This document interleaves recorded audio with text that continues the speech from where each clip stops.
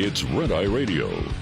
Gary McNamara and Eric Harley talk about everything from politics to social issues and news of the day.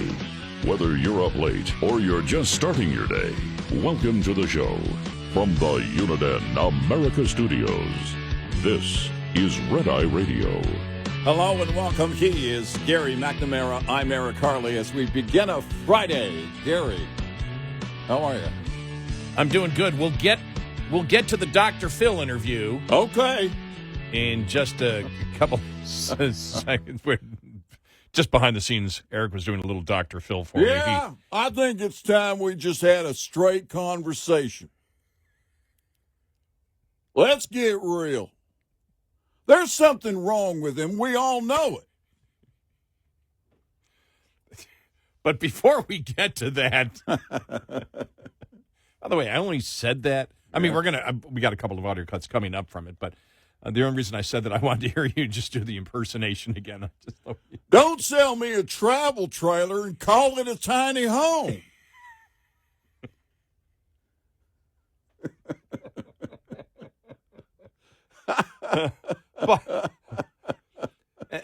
So we'll get to that in just a moment, but this could be sort of a Seinfeld kind of reference here. Did you see that James Clyburn was on, from South Carolina, was on with Neil Cavuto? Yeah. And they got into the student loan program. All right, yeah. Okay? Yeah. Or the student loan transfer. Right. All right, here we go. What has happened in the last 4 years on student debt, for instance? Joe Biden has eliminated, just in public service student loan debt alone, over $60 billion for people saddled with student loan debt. And who's paying for that, Congressman? It's all well and good, but who's paying for it? What do you mean who's paying for it? Who's paying for that? Who's paying for that debt relief? Who's doing it? Nobody is paying for that relief. They're just writing it off. They just write it off. You don't even know what write-off means. I know I don't, but they do. And they just write it off. And they're the ones writing it off. You should see Clyburn. He's completely lost. He had nowhere to go except to say, well, nobody's paying it. Nobody pays for it. Yeah. I just saw that before I came on the air, and I got to find the full interview. Yeah. I got to see if Cavuto, hit him back on it. What do you mean nobody's paying it? Because, again, it's another lie on another issue from another Democrat. Right. Yeah. All right, let's just hear a couple of moments of the of Trump yesterday. All right. Okay. Here we go. Let's that one. Dr. Phil talks almost the entire audio cut. Let me get to the one where is that a problem? Where he left. I'm watching the interview and I'm like, he may be the only guy that actually gets in more words than Trump does in an interview. I will tell you this though. I thought he was the questions that he asked sometimes were leading. Yeah. They were. Yeah. I'm not saying it was bad. I'm just saying he was leading him, to a certain thing. It wasn't like, what do you think about this? Yeah. He would have long preambles in a question. Right. Yeah. But here's part of the interview. Here we go. I think you have so much to do, you don't have time to get even. You only have time to get right. Well, revenge does take... Now, see, that's not a question. That's a statement. Yeah. That's a statement to him. But I don't have a problem with it. I'm just looking at his interviewing style. Yeah. All right, here we go. Time, I will say that. It does. And sometimes revenge can be justified, Phil. I have to be honest. Sometimes it can. But is the country better or worse for them going after you? I think the country is really worse for what they've done. And I think you see that when you look at the poll numbers. When you see that almost $400 million has poured in since this horrible decision was made. That was a few days ago. Numbers that nobody's ever heard of in politics before. It's a great honor. The people of our country get it. They're very smart. Taken as a whole, I have to say, they're very smart. But it's been an honor being with you. It really has. And I think you'd be very proud of the job we do. That was one. Then here's another audio cut from that interview. What if when you win this and you said, enough is enough? Too much is too much. This is a race to the bottom, and it stops here. It stops now. They've made a half a dozen or more major attempts to take you off the playing board, and you just said, it stops now. I am going to rise above this cycle of ugly. I'm not going to play this gotcha retribution game. It stops now. I'll forgive. I'll not ever forget, but I am not going to play this retribution game. I am going to put the American people first, not getting my pound of flesh first. You got to do what you got to do, but I'm going to put this country as the shining city on the hill. I am moving forward. I'm not playing the retribution game. It stops with me and it stops here. What if you took that approach? I'm okay with that. There you go. And there's one more I wanted to play. Here he is speaking yesterday. Here we go. If Joe Biden truly wanted to sign an executive order to stop the invasion, he only needs a single sentence, and it would say, I hereby immediately reinstate every single border policy of a gentleman named Donald J. Trump, who was president of the United States. I think that was a ways back, but I just saw the audio and I went, he's got to be promoting that. You know, when I see Biden out there, and again his cognitive problem showed up again yesterday, and it's an everyday thing, and the Republicans are pounding on it each and every day. And I saw the latest poll. I think it's 54% of Democrats do not want Biden to run, which Republicans look at and have to be joyful, because that means a lot Democrats might sit home. But what I've seen in Trump, and I thought about this when he made one of his speeches. I said, you and I have talked about over the last month how focused he has been when he gives a speech. He talks about the rigged system, and he's got the evidence. Yeah, he's got the irrefutable evidence now that really nobody, you cannot legally debate it. You can't, and that's why the left isn't doing it. That's why the left and the Democrats, there's this great big thing, well, how much should we do it? How much should we call him a convicted felon? How much should we do it? Well, if you thought it was slam dunk, you'd be talking about it all the time. Yeah, and also, if those were the talking points, make sure you call him a convicted felon. That if if everybody were in line with this, we'd know it, because it would be happening everywhere. I have noticed, and when he just said it right there, where he talked about the people and the 400 million that's been raised, I think that Trump has been humbled by the entire experience of seeing the support that he has right now. I think the fundraising is a part of it. I think the rallies are a part of it. I think the articulation of people like Dershowitz and Turley and other Democrats that are now looking at the lawfare and looking at what Democrats actually did. I think he's humbled and understands that if he wins, it's because of the people that support him and support the actual rule of law.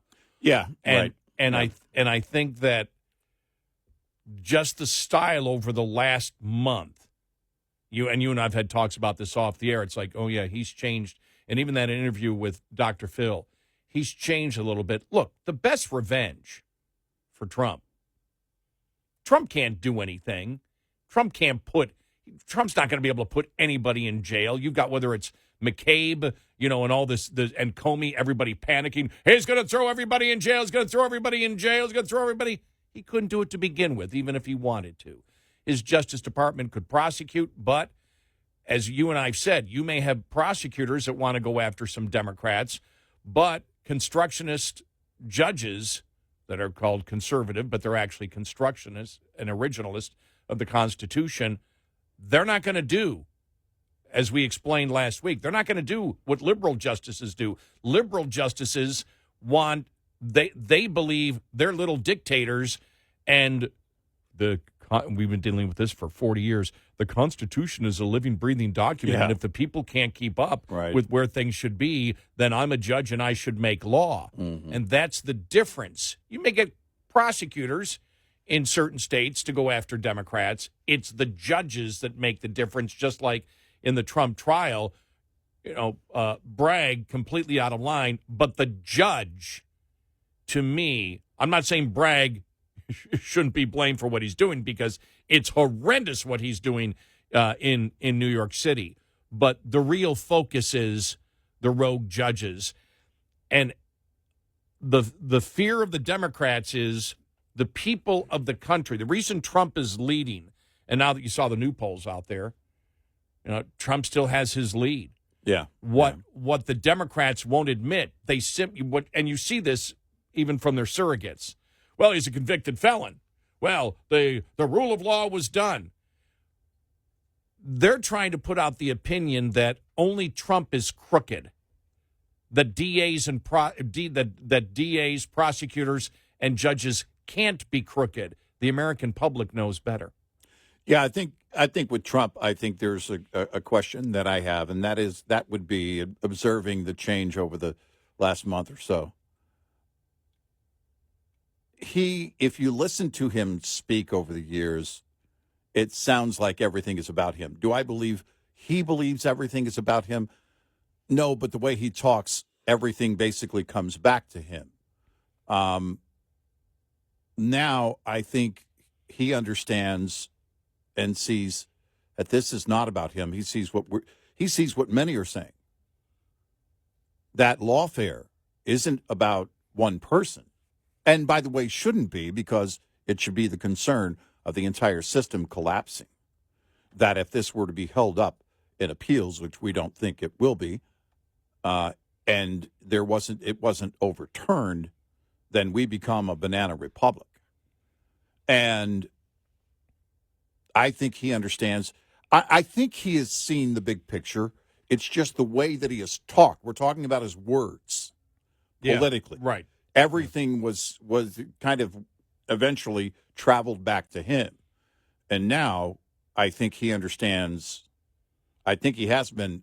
I think there's good reason to believe that he's been humbled in a way that shows this isn't about one person. And also that there is a tremendous responsibility on his shoulders to actually get this right, to actually turn this thing around. Because if it's not done, there are a number of Republicans in line that in the future I think that could go at it. But if Trump himself can't get much of this done, then we're on the wrong track for a long, long time, and it's going to be harder for any Republican down the line to make this happen. Well, I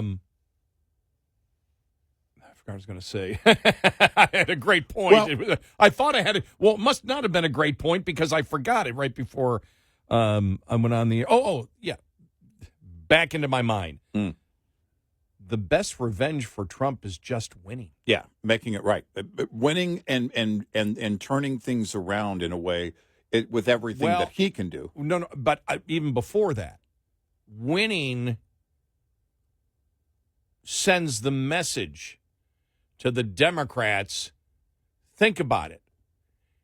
The Democrats right now are absolutely panicking because they see the movement in the country. And they understand that they can't explain. We all know their line. You saw it, whether it was Bill Maloogian, anybody at the border going, there's no difference today. They interviewed Border Patrol agents. They go, we don't know what to do. We have no idea what's going on. Nothing is being. It was just, he threw that out there. We had read yesterday an article from the Washington Examiner that went through all the points and said there is no change here. They simply said, okay, here's what we're going to do, and you just can't come in the country. But then there's all these exceptions, which basically say, well, the exception can be anything. Yeah. And so it's all BS. They want open borders. That's what they want. And Biden is lying on, and we played Clyburn there. Oh, nobody pays for the student loans. It's all BS. Eventually, when you lie on every single issue that is of concern to Americans, and especially right now, the border and the two top issues, the border and the economy and inflation, you've got a problem. Eventually, people will turn against you. And when people see the lawfare going on, I think Trump realizes that in order to win, he's got to be promoting we, that this is a mission of we to stop this insanity that's going on.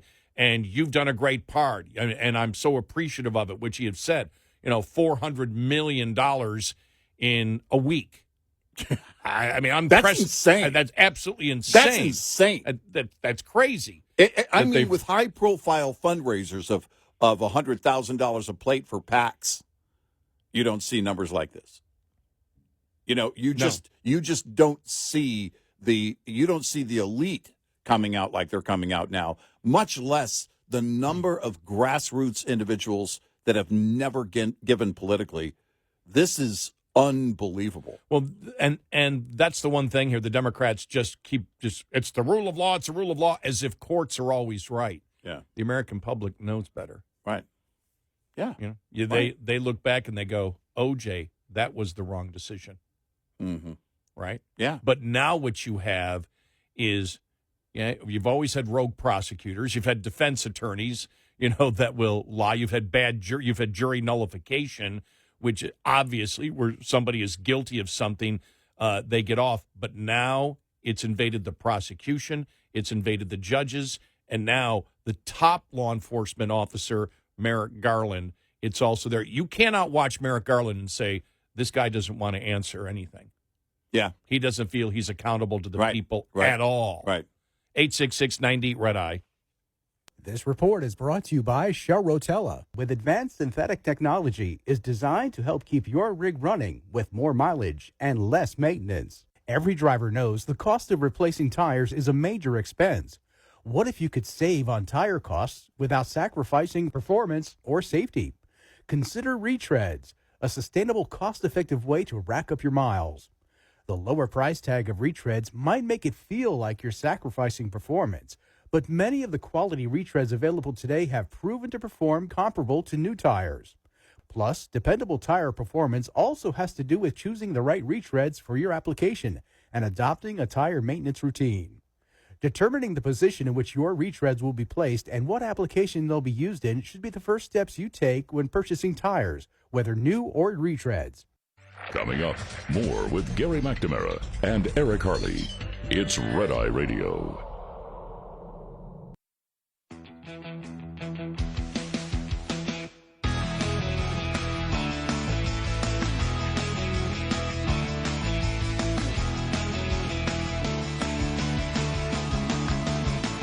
It's Red Eye Radio. He is Eric Harley, and I'm Gary McNamara. Don't put foam on my coffee and call it a latte.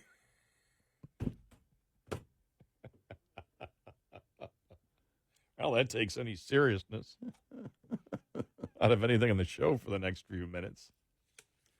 Well, in my brain, when I started watching the Dr. Phil thing, I thought, okay, first question has to be, what's wrong with you, Mr. Trump? I mean, just based on the old Dr. Phil shows. Right. Yeah, has nothing to do with Trump, really. It's just I thought he'd just come out with the whole bulldog thing. You need to get your act together.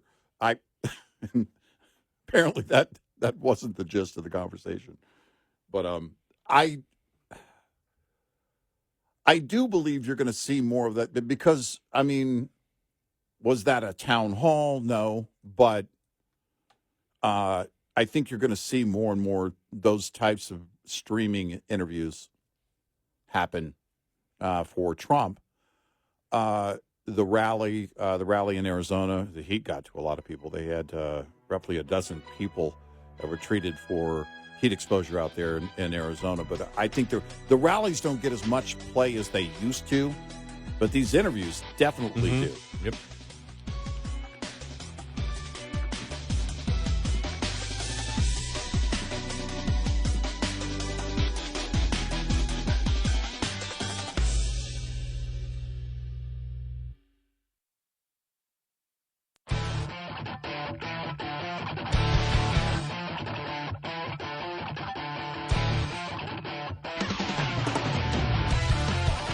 You're listening to Red Eye Radio from the Uniden America Studios. And he is Eric Harley, and I'm Gary McNamara. Good morning. Download our Red Eye Radio app today, and you can listen whenever you want if you can't listen live overnight. Or you can listen live overnight and then listen again. That's what we recommend. To make sure what Eric says gets through your head. You better get it right. Or else. All right, so here we are, Bill Maloogian, and I don't know anyone with greater credibility on border issues because he's there and just simply reports what's going on. Yeah. And Democrats really can't go after him. He was asked yesterday, he was with Fox LA and then I think Fox, whatever it is, National hired him. Right, yeah. But he was doing a great job with Fox LA on all the border issues over the last couple of years. And here he is on whether there has been any indication of any change at the border since the president's executive order. And no change whatsoever. It is now day number 2 of President Biden's executive order being in effect here at the southern border, and we are seeing no impact on illegal crossings whatsoever. Take a look at this. This is a group of 200 that have just crossed here in Jacumba, California, part of the busy San Diego sector, some of them being loaded up on this Border Patrol bus right now. Off in the distance, I'll have Brian, my photographer, pan off. You got another 100 or so waiting to be taken into custody by Border Patrol here. Some men from India here, from Nicaragua, from Africa, some from the Middle East. I can tell you we just came from another location where we had a bunch of guys from Turkey and Vietnam waiting. It is very busy out here in San Diego sector this morning, as again, there is no fear of this new executive order which bans asylum for most illegal crossers with certain exceptions. We'll also show you what we saw happening yesterday. Take a look at this video. Day number 1 of Biden's order. We saw another mass illegal crossing down by the border wall. These people primarily from Colombia and Venezuela. They too had no new fear of this executive order. They all believe they are going to be released into the United States. And here in San Diego sector, more than 70% of them are released. I caught up with a handful of these guys. They're not here to claim asylum. They're either here to work or meet up with family. Take a listen. ¿A dónde vas en los Estados Unidos? California. San Francisco. San Francisco? ¿Por qué? Yeah, and they talking in, of course, in Spanish and say, no, I have family here, not looking for anything but working to be with family. Right. Not claiming any asylum. Right. And so, like I said, we all know. We knew it, and then when we saw what was actually in it, it's a bunch of BS. It's another lie from Biden to the American public. And it's very clear. Look, they set this entire thing up from the beginning to make it easy for people just to walk across the border. You know, when the executive order came out, it was like, well, yeah, but they made it sound before they issued the executive order like it was going to be, well, you know, we're going to go after them. We're going to get tough. And most of us knew, no, you're not. No, you're not, because you're not going to turn around and do what Donald Trump did. You're not going to turn around and do what most of America wants you to do. Biden will be defiant till the end. You're not going to tell him how to run the border, Jack.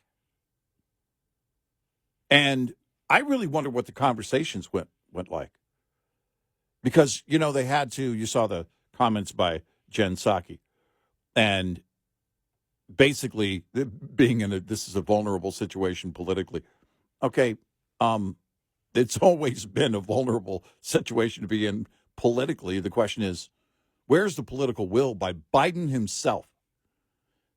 Think about this. He had to be pressured to turn it around. It wasn't just not long ago where he was throwing his hands up in the air. I can't do anything. Karine Jean-Pierre.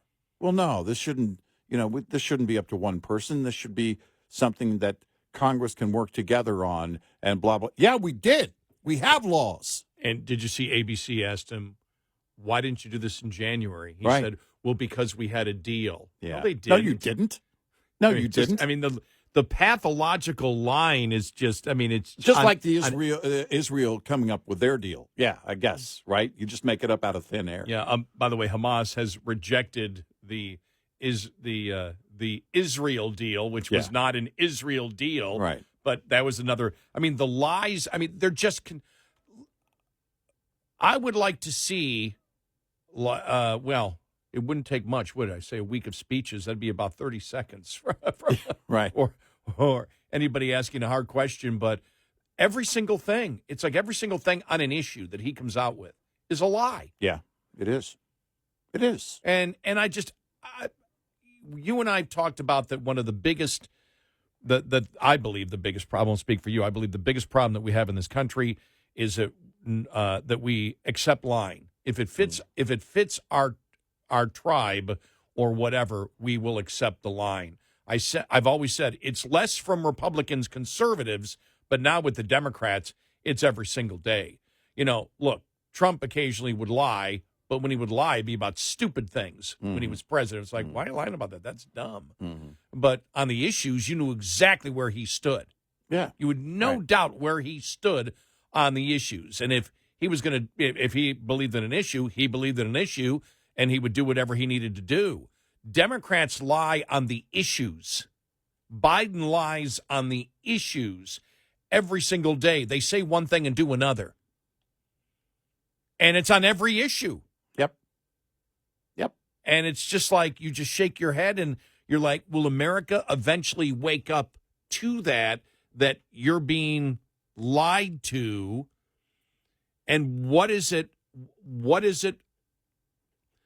that makes you support the Democratic Party when they lie to you consistently on an issue, when they're telling you they're going to help you and they don't help you?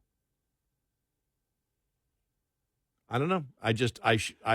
Well, it's in 2018. I said the Democrats are going to have to change. They haven't. They've still doubled down, quadrupled down, quintupled down on everything, and they just keep every single day is still a lie, a lie, a lie, a lie. Now, is that one of the reasons that the polls are in favor of Republicans? But still, when I see the generic polling for Congress, it's, Republicans maybe up one. There hasn't been a major shift. We talked about Trump's toxicity and how that toxicity hasn't completely gone away, but much of it is gone. Yes, it has. Yeah. And that used to be the driver for many of the rank-and-file Democrats, clearly, the hatred for Trump. If that's no longer there, it could be disdain for Trump. It could be, but it's not enough to get them to vote for his opposition. It's not enough to get them out to vote for Biden anymore. Could we see that? Not that I see this huge turnover of rank-and-file Democrats voting for Trump. There could be some. We'll see. But voter apathy is a real game changer in American elections. It's always been the case. And if they're at the point where they're no longer driven to the polls because of their hatred for Trump to vote for anybody but Trump, then you could see a Republican victory that we haven't seen in a number of years. I see somebody like the comedian Russell Brand, who said, well, is he even an American citizen? Because they were talking to him like he could vote. I don't know if he got a citizenship. I'm not sure. But he said, if you're actually voting to protect democracy, you vote for Trump. Mm-hmm. Think about that. Think about how far left we viewed him just a few years ago. Michael Rappaport. Right, yeah, Michael. It's another great point. And you look at, and then you look at the others. You look at the Barry Whites, the Michael Schellenbergers, the Matt Taibbi's, all part of the Twitter files. And I think when they saw what was going on, and we'll get into this too, with the whole censoring from Twitter over the laptop and how sophisticated it was. And I was looking yesterday some of the court documents showing that the FBI knew in December of 2019, they knew it was on. They knew the laptop was legit. They knew 10 months before, and they were trying to direct it in a different way with the censoring of it. Mm-hmm. And so you see, and I think this is something that the Democrats, they thought they just could convince America, we convict this guy, and you're automatically going to believe that he's guilty. They don't understand that America now, when you start looking at all these things, you go back to the Hunter Biden laptop. I mean, all the Democrats lied about it. Yeah. Goldman, that, Rudy Giuliani or the Russians over and over again, and Michael Schellenberger, a Democrat, saying, you're now doing the conspiracy theories. Where's the evidence? There's plenty of evidence. Well, he hasn't brought it forward. I haven't seen him speaking in the last day or two. No. Where has he been? Yeah. But America sees the rot and stink in the management of the FBI, in the Department of Justice, over the last decade. You look at it, I mean, you go back to 2016, 2015 on, when all this started, we're going on 9 years. Mm-hmm. That the Get Trump thing, Hope Dershowitz thanks me for that, for his book, because every time, and in my book, it's like, wow, the Democrats keep going after him. That book can be on the bestseller list for a long time. But now you're at the point where they're going, we did everything. There's nothing we can do. You got Democrats right now going, God, you can't put Trump in jail. Well, that's it. And they're seeing what we're seeing. We don't know if Mershon sees it, but certainly everybody else on the planet seems to see, or more people on the left certainly see it, and all of us, I think, on the right see it, that you want to create the martyr of all martyrs. You put him in jail. Oh, my gosh. The whole thing is after Thursday night, right after the verdict, it came down, I'm a political prisoner, Trump's fundraising. And would you actually put him behind bars? You're going to amplify that to the nth degree. Forget $400 million. My gosh. The fundraising, the sentiment is going to be through the roof. At that point, you are talking about converting rank-and-file Democrats. I don't know how many, but there are some that are going to look at it going, yeah, sorry. Had a family member call me. Was it this weekend? It was this weekend. And said, I got to tell you the story. Talked to two liberals who we got into a conversation, and they said, we've had a conversation. We don't believe they're married. We don't believe we can vote for Biden. In fact, we don't know how we don't vote for Trump. In a very liberal city. And that's anecdotal. And we'll see if they actually even follow through with their words in that moment. But honestly, when you look at this, there's no way it doesn't. Whether you vote for Biden or Trump or not, you look at this injustice and you know something has to change. There's only one way it does change. There's only one way these cities change that have a rise in crime, that have a massive cost that come with everything. The cost of government in California. There's only one way that changes. It's not going to change in my lifetime, I'm convinced. But it changes by people making different decisions politically. 866-90-RED-EYE. Lines open for your calls. 866-90-RED-EYE on Red Eye Radio.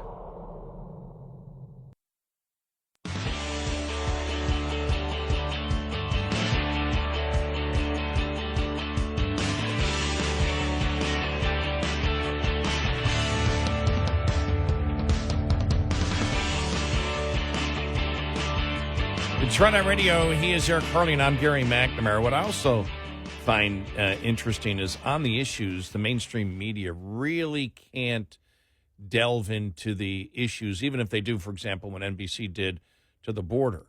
And their reporter said there's been no change here, and this executive order is not going to do anything. Right. They know it, but when you look at it, they really don't want to touch the border. Every time, MSNBC, they're just far left lunatics, and they're as far left as you can be, and they've got a very small audience as compared to the population of 335 million now estimated in this country. So and nobody else really wants to delve into the actual issues because they know it will hurt Biden and the Democrats. Right. That's a problem. When you can't talk the issues, and when you talk the issues, when you look at it, for example, and right now on the border, the left doesn't even like the Biden saying that he is securing the border, even though he's not. They don't like it. The words, we talked about this yesterday in the Keystone Pipeline.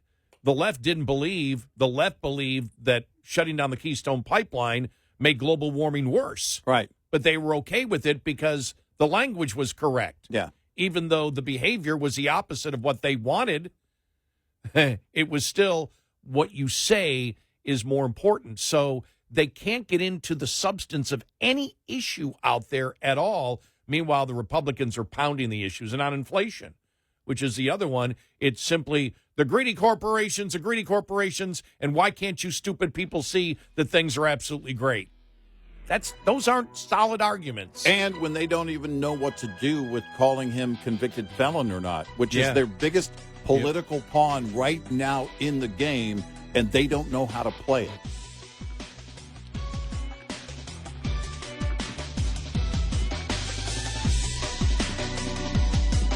Top of the Hour News is brought to you by House Products. Visit houseproducts.com. This is Red Eye Radio on Westwood One.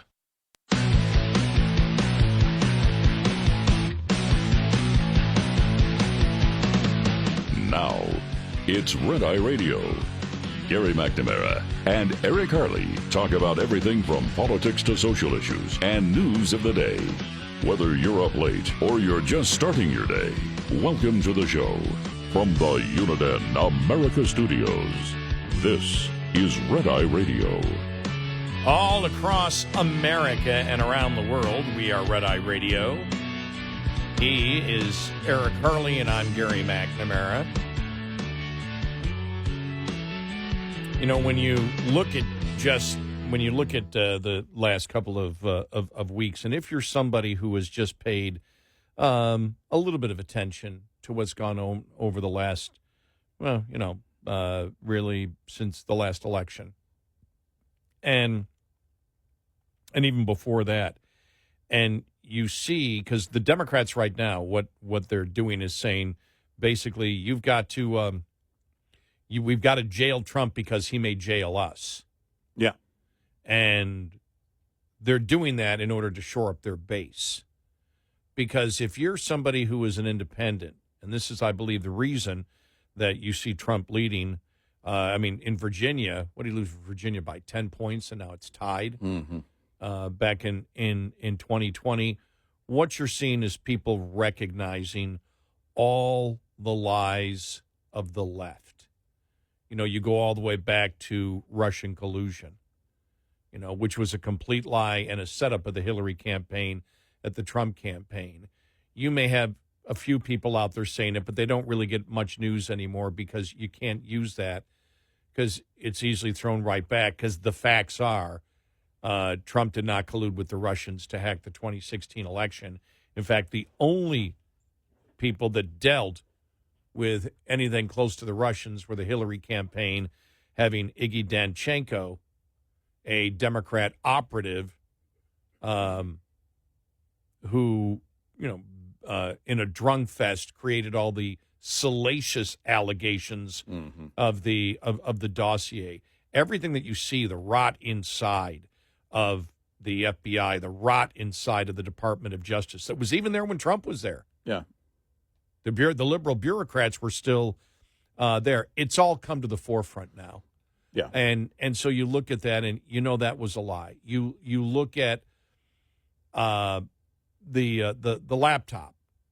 The 51 intelligence agencies. I saw Joel Pollack from Breitbart said every one of them should lose their security clearance. They should. Yeah, they should. They should. Yep.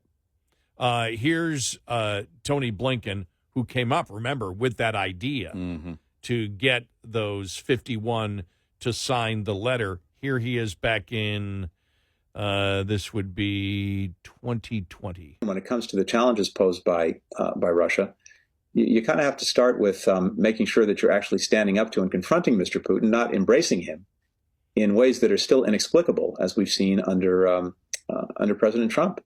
And it really is inexplicable. And maybe one day we'll finally understand this. But whether it's standing on the world stage next to Vladimir Putin and saying, in effect, you take his word over that of our own intelligence services about Russian interference in our elections, or whether it's getting a report in the morning on your desk in the Oval Office about Russia putting bounties on the heads of American forces in Afghanistan.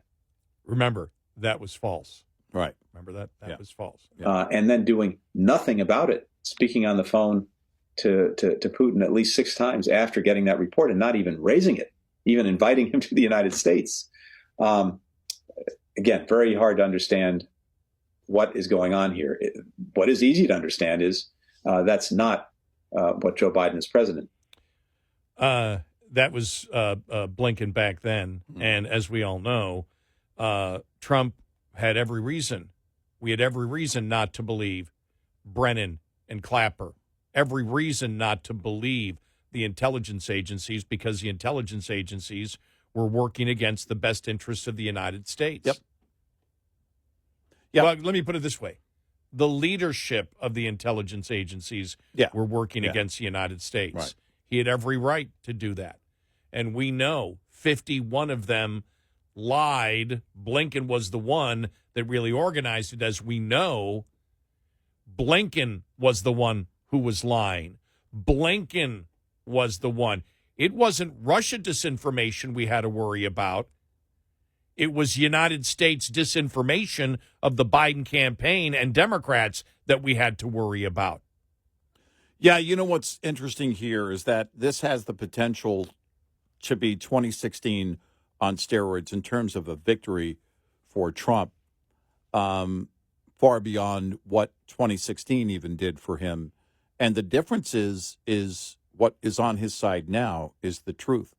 The truth versus the abstract on the issues, including the border and inflation as a result of too much spending and everything else, but also the truth about Donald Trump.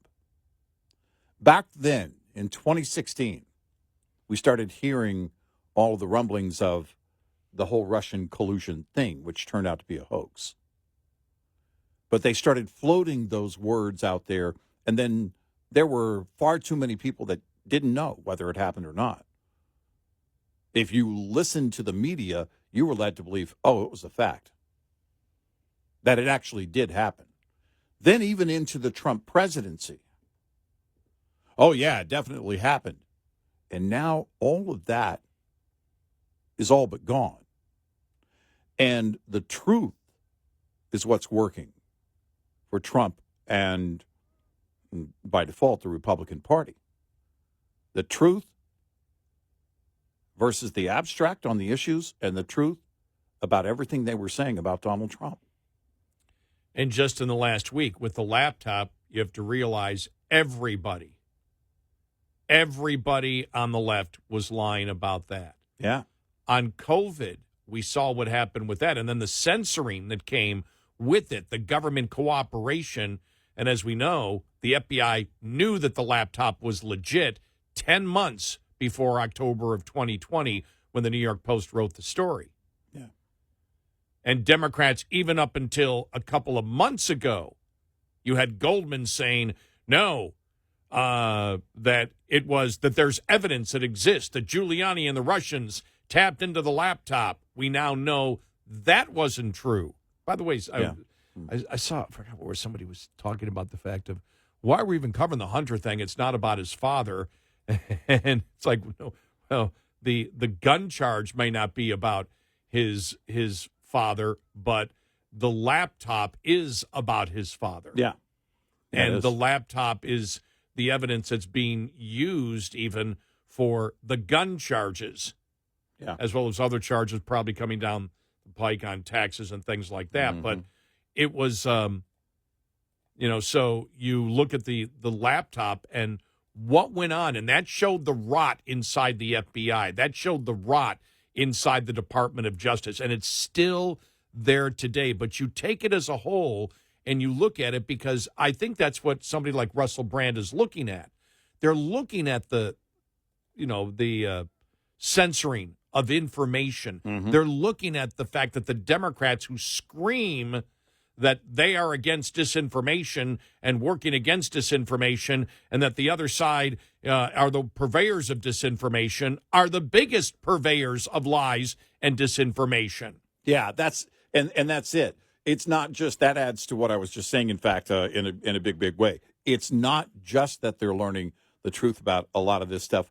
They're learning how far the left is willing to go to make things up, and that goes right up till now with the Bragg charges. Yeah. They're just willing to go out of their way and make things up, and they know. And this is what Turley was talking about last Thursday evening after the verdict came down. Well, Bragg knew that you get a friendly judge, which, of course, he did, and you got a friendly jury, and all you have to do is present the charges, and basically the directions to the instructions to the jury are going to be, hey, you believe Trump is guilty of what Bragg says he's guilty of. And then all of a sudden, that's how you come back with guilty. I would use a different word than friendly judge. I understand what you mean. Yeah, friendly to him. But to me, I say crooked. From our perspective, right? Yes. Because yes. You're the first one that said it. Mm-hmm. He's lying to the jury. Mm-hmm. Yeah. No, the judge is lying. That to the means jury. in the legal setting, that means friendly to your case. Right. That's what that means. I just think that's too nice of a word to use. I don't disagree with Not you. if you're Alvin Bragg. It's not. It's exactly what you want. Well, He's no, friendly to Alvin Bragg. Okay, I want to. Well, you can be friendly and still not be crooked. Mm-hmm. But he's friendly to Alvin Bragg, and that's what Alvin Bragg found. Legally friendly. Well, that's the whole point. Excuse me, unconstitutionally friendly. Yeah. Going to be friendly to you in court. Yes, that's exactly what that means. If anybody has any questions, I wanted the clarification on it. That's all. Yeah. I don't like friendly being used with Mershon. Yeah. Right. Standing alone. Yeah. But I knew what you meant. I knew exactly what you meant. And it's exactly where we are. And by the way, that applies. That word friendly applies now across the board because we talked about that shared mindset. All of their friendlies. Think about this. This is not some grand conspiracy. Alvin Bragg didn't need to communicate. Quite frankly, we should know whether the White House communicated with Alvin Bragg's office or Letitia James' office or Fonnie Willis's office or any of that. We should know about those communications, no doubt. But you and I have talked about how it's not necessary that it actually has to happen when the similar mindset is in play. They're going to go on their own. They don't need directions from the Biden administration. They've got everything that they ran on. Fonnie Willis, Alvin Bragg, Letitia James, they all ran on this get Trump. Dershowitz has got to keep by the using way, those words. Dershowitz's book is out, and you may buy it today. In chapter 4, you'll read about but that was the entire goal. And they had been saying it. This goes back to after the election in 2016. How many Democrats? The moment we get there, we're going to go after him. The moment, we're not even going to wait. And, of course, in the media, they didn't wait because that's when you had the dossier, published and all that. And then by the time we got around to Inauguration Day, it was in full swing. And those are the things you look at it doesn't matter where you are politically, because you have to ask yourself, why? Why? Well, political opposition is a big deal, but also political opposition that has the potential to change your game and expose you completely as an entire movement is detrimental. It's absolutely necessary for you to bring him down any way that you can, because that kind of exposure, which I believe they've exposed themselves. But if you're on the inside with the left, you're looking at this going, oh, there's no telling what the American people might. Forget about Trump going after, in some kind of, revenge rant, going after them. The exposure, the coverage of what they have done, the truth coming out, whether they legally face charges or not. I mean, they're not above the law, but whether they actually go to jail or not is one thing. If the American people learn how the left has acted for a long, long, long time. You have changed hearts and minds, and that's the beginning of the end. Well, when you see this week, I mean, especially the Fauci stuff, and we all know, I mean, the Fauci lied to the American public, as we all know. Numerous times he lied to the American public. He was involved in trying to shut down and discredit legitimate discussion on COVID, especially with the Great Barrington Declaration, doctors who they attempted to destroy on that and attempted to censor that. We know. I remember the day that Twitter censored the New York Post. I remember sitting in my front room. I believe I was talking to you. Yeah. Talking to my dad about it. I remember talking to you about it going, can you believe this is going on? That was one of the most, in history, I think that will go down as one of the biggest attempts of censorship. Yeah. That was attempt to be justified by the fact that the Republicans were putting out disinformation when it was the complete opposite.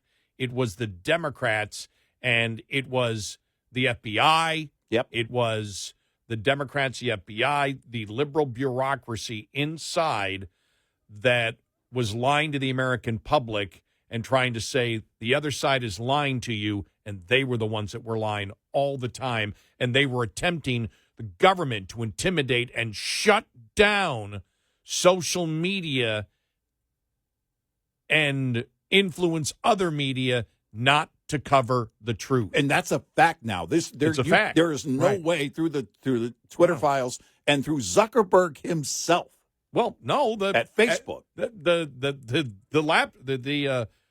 gun charge trial. Well, that's confirmation. Right, yes, that's the confirmation. In terms of what the FBI had and their grasp on Twitter at the time, it's all of that is exposed. There is no way you can debate it. All of that is fact. Yeah, they don't debate it anymore. No, they don't. They just don't talk about it. Right. 866-90 Red Eye. Brought to you by FPPF, Fuel Power Max. Surviving and thriving as an owner-operator has just as much to do with managing costs as it does with generating revenue. Understanding basic principles of operating costs can save you thousands of dollars a year. Costs are not the same each month. If 9,600 miles are driven one month and 10,000 miles the next, two different sets of costs apply for each month. For example, if your tractor payment is $1,850 per month and you drive 9,600 miles in the month, your tractor payment is costing you 19.3 cents per mile. Drive 10,000 miles, though, and that same payment will cost you 18.5 cents per mile. This is one of your major fixed costs while paying off a truck loan. The difference in this example is only a fraction of a cent, which may seem like small change, but it ultimately amounts to $960 more annually on the bottom line. Because though fixed costs do not go down over time, you can reduce your cost per mile with more paid miles. Owner-Operator Business 101 is provided by Overdrive's Partners in Business program. Go to overdriveonline.com to the Partners in Business section of the website for more details on this and many other topics. Brought to you by Shell Rotella, with advanced synthetic technology is designed to help keep your rig running with more mileage and less maintenance. Get in touch with Red Eye Radio, toll free at 866-90 Red Eye.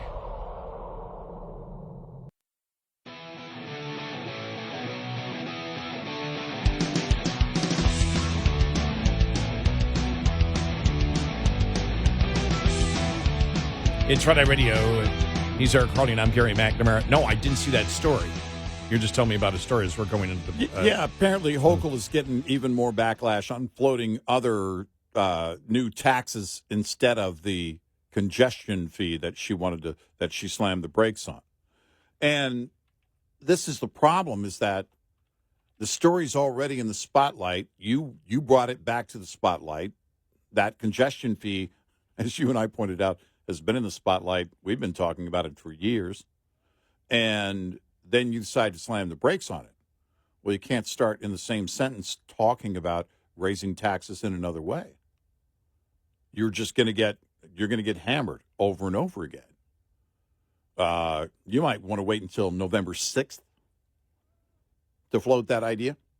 Man, wow. Hochul's congestion pricing betrayal, New York Daily News. Mm-hmm. We need congestion pricing, and Kathy Hochul blew it. Yeah. Wow. Does Governor Hochul, a Buffalo native, really get New York City, the New York Times? Yeah. Yeah, these liberals are out of their mind about it. We need congestion fees. Please tax us more. What's wrong with you? Same people that wanted a soda cup size ban and to limit the amount of salt used in restaurants. And trans fats, remember that? Yeah. Sorry, trans community. You weren't the first trans they were concerned about. First, they were concerned about grease. Nobody talks trans fats They don't talk about it anymore. anymore. I mean, No. it was there for a couple of years, and then Right. it just disappeared. Right.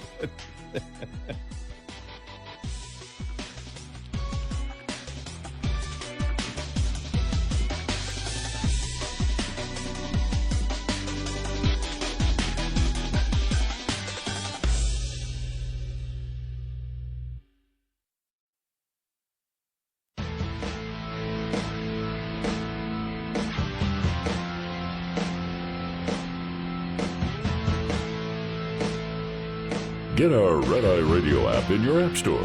Then listen at your convenience. Red Eye Radio. And he's Eric Harley, and I'm Gary McNamara. Wow, thank you for bringing that up, because that's just a story that I didn't look for yesterday about Governor Hochul. Yeah. And if you've been a listener to the show, we talked about it way, way back when. Mm-hmm. Was it Bloomberg that was governor back then? Who was governor back then? I think it was Bloomberg that first floated the congestion fee. He was mayor. Yeah, not governor. What'd I say? Governor. Oh. He thought he was the king of all of New York, well, but that wasn't the case. Sorry.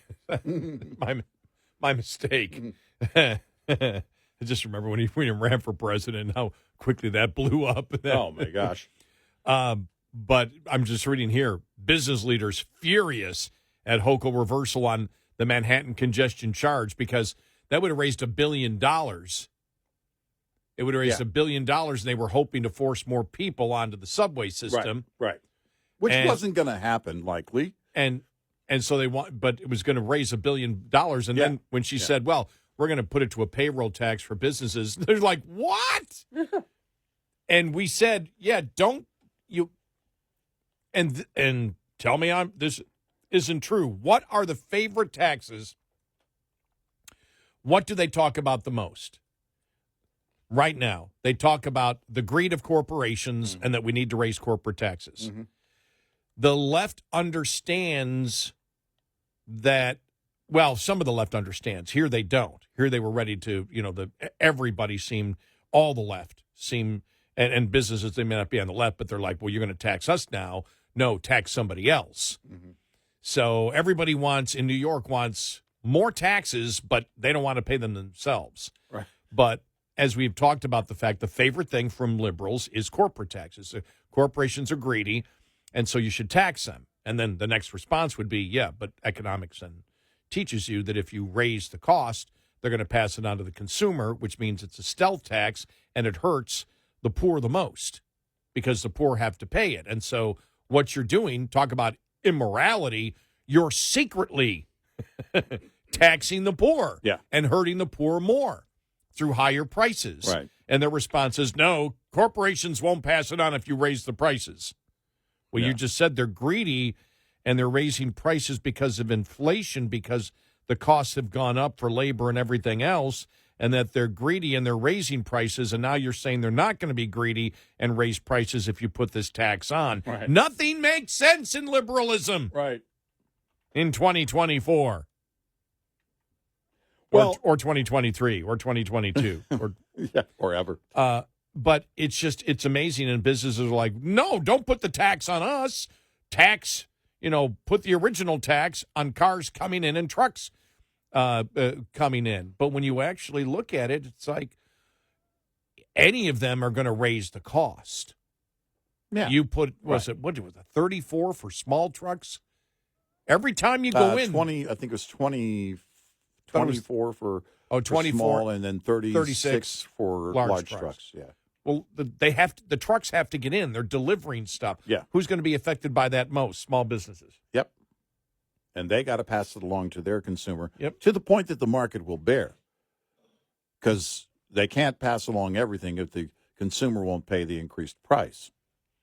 And the biggest lie, and I said this yesterday, and I've said this probably, I don't know, in my radio career 10,000 times, the biggest lie that Democrats still successfully are able to convince a significant portion of the population is if you tax corporations, it hurts them, and they think that's good. Yeah.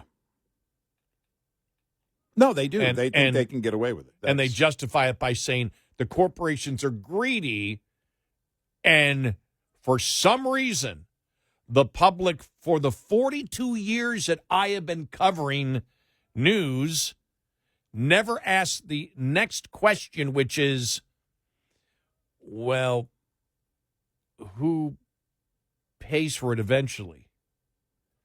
They never complete the sentence. They never complete the economic sentence. All right, so you raise corporate taxes. What happens next? No. Give the James Clyburn answer on student loans. Nobody does. Nobody pays it. Yeah, they pay the taxes. The greedy aren't so greedy anymore, and everybody wins. The greedy people pay it. Well, is that really how it works? By the way, I don't know why I raised my voice like that, but it just seemed like that was the time to raise it. Why not? Is that how it really works? Does it really work that way? By the way, I love the pricing for motorcycles. $750. You couldn't go the full 8? You couldn't go the full 8. Wait a minute, I have a better one. There was a discussion about it going, we can't do 8. $775. No, $750. Okay. In liberal New York, it should have been, I think it's required that you wear a motorcycle helmet in New York. But it would have been $750 if you wear a helmet, $100 if you don't wear a helmet. Yeah. It's only $375 if you're lane splitting. You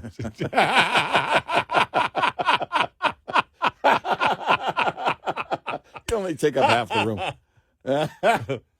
Yeah. And I know the congestion pricing doesn't affect, most of the people in the country, but it is a great lesson on how liberalism works. Yeah. Yeah, well, no, this is it. That it needed to be the fundraising, and this is what the liberals who are upset that it didn't go through are mad first about the fundraising. They're not going to get that, that money's not going to be there. And so it's a fundraiser, and then they, also try and toe the company line going, yeah, and it was going to alleviate congestion. Yeah, no, it wasn't. No, you want to alleviate congestion, do $100 a day for everybody. And then right here from the New York Daily News. Is this from the editorial staff? Who was this? Oh, I can't. Let me get to it here. Okay, I had to log in. You got to log in. It just gave it to me first. Oh, no, there it is. Here it is.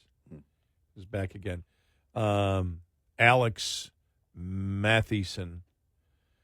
And basically, it's like, okay, this is just continuing here to screw up on me over and over again. But it's basically betrayal. This is unbelievable betrayal. How could she actually do this? The betrayal. And it's just, you just, on an apparent impulse, she may regret for the rest of her life. Yeah. This is going to be the one that brings her down. It's like, seriously, I just didn't, there were so many other topics. I didn't look for that. And when you see the fury of the left, the absolute fury. Yep. And then Politico had the story yesterday afternoon. State lawmakers immediately nixed Governor Kathy Hochul's proposal to increase a tax on New York City businesses, a plan intended to recover money that would have been generated by congestion pricing tolls. By this point, I'm thinking of jumping over to Axios because I can't figure out why this matters. Well, and 4 people confirmed, Gary, not 3, 4 people confirmed to Politico on Thursday that the payroll mobility tax hike was considered a non-starter in the Democratic-led state Senate, making it all but impossible for the measure to go forward. They're about to wrap up, I think it is this Friday. The state legislature is expected to wrap up its work for the year, on Friday, and not return to Albany until January. So the timing to reach a deal is there's no time to reach a deal. So well, listen just the first sentence here. On an apparent impulse she may regret for the rest of her life, Kathy Hochul disgraced the office of governor of New York and possibly torpedoed her political career, starting with her re-election bid in 2026. This is on congestion pricing. Yeah.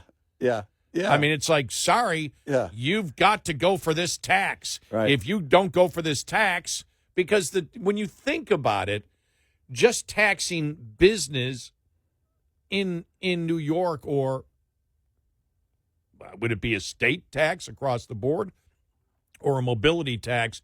Would they put the burden on the rest of New York? Now, that's what I don't know. Was the state mobility tax just a tax for New York City, or would it have been all across New York State, which meant that New York State then, because I guarantee people in Syracuse, Albany, Buffalo, Schenectady. It was going to be state because she Binghamton. needed the state legislature to get it done, according to Politico. Well, then that would have been, that's a political nightmare. Because when you live, I always, when people always ask me, well, you're from New York? No, I'm from Buffalo.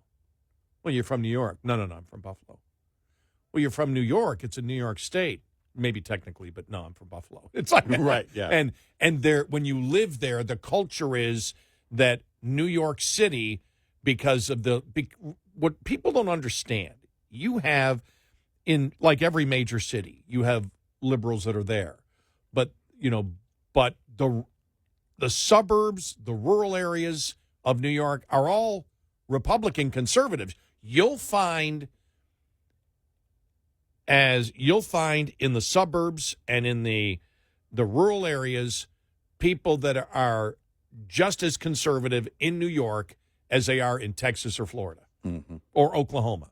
Oklahoma is usually viewed as a couple of years ago, as the most conservative state. But you'll find people just as conservative. You go through, when they try to do the gun bills, you drive through the rural areas, you look at every single house has a sign on it. Yeah. There is now they may not be to the point, it hasn't happened yet in New York like it has in Oregon. All right, we've got 13 counties that want to secede and become part of Idaho. Right. But they're furious. So that, if it was, I wasn't even thinking about it being a state tax. Yeah, that's a non-starter to begin with, because people would throw a fit. So what they're trying to say is, hey, New York City, you take care of your own problems. But this tax was a liberal dream. Well, okay, because you tax people in cars to force them into the subway system.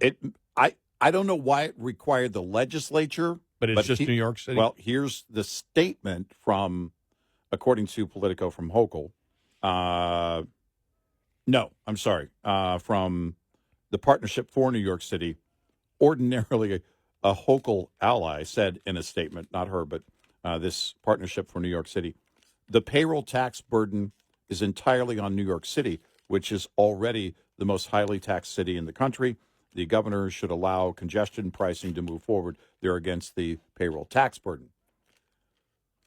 I don't know why then it takes the state legislature to do that. Maybe that's just the way it's set up. Okay. I don't know. Well, but the imagery, look, it doesn't matter how you tax. Mm-hmm. It's going to have the same basic effect on the economy. Whether you tax congestion or whether you tax businesses, the economic result is the same. That money is not in productive purposes anymore. And, the business tax, though, is going to be passed on to the consumer in general in New York City, and not just those that are, coming in to, pay the congestion tax. Mm-hmm. But it will affect businesses that they'll have to raise prices, so the consumer will be affected by it anyway. Right.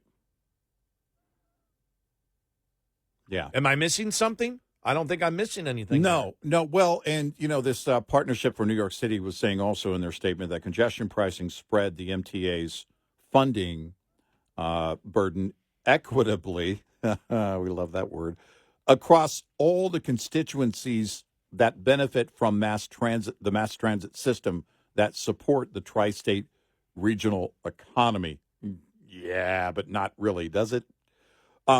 Because if you're talking about moving more people onto mass transit in New York, they're assuming that that the intended goal will be the ultimate result, and I'm not convinced that would be the result. I lived in Portland. This is their dream. Yeah, you can put a tax in to force people, even if it doesn't work, but you force people. You do whatever you can to force people onto mass transit. Yeah, right.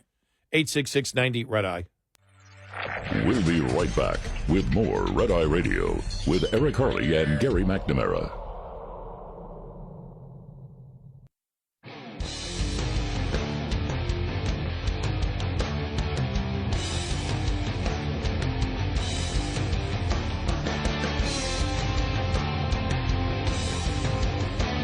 It's Red Eye Radio. He's Eric Harley, and I'm Gary McNamara. Just saw this meme on Facebook, and I'm like, okay, this is where we are right now. Big tech, and I can say big tech and government, big tech and Democrats. It's our job to stop the spread of misinformation.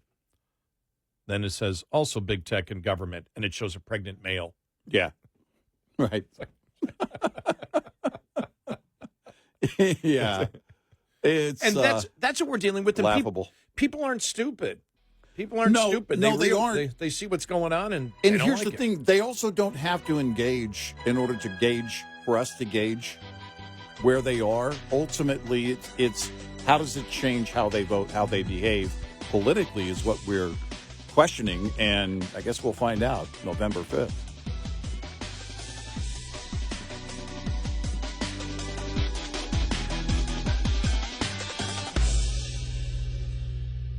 This is Red Eye Radio on Westwood One.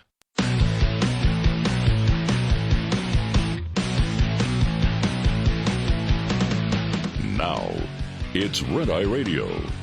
Gary McNamara and Eric Harley talk about everything from politics to social issues and news of the day. Whether you're up late or you're just starting your day, welcome to the show. From the Uniden America Studios, this is Red Eye Radio. All across America and around the universe, we are Red Eye Radio. Why not? Everybody else is lying. Why can't we? We're broadcasting throughout the universe.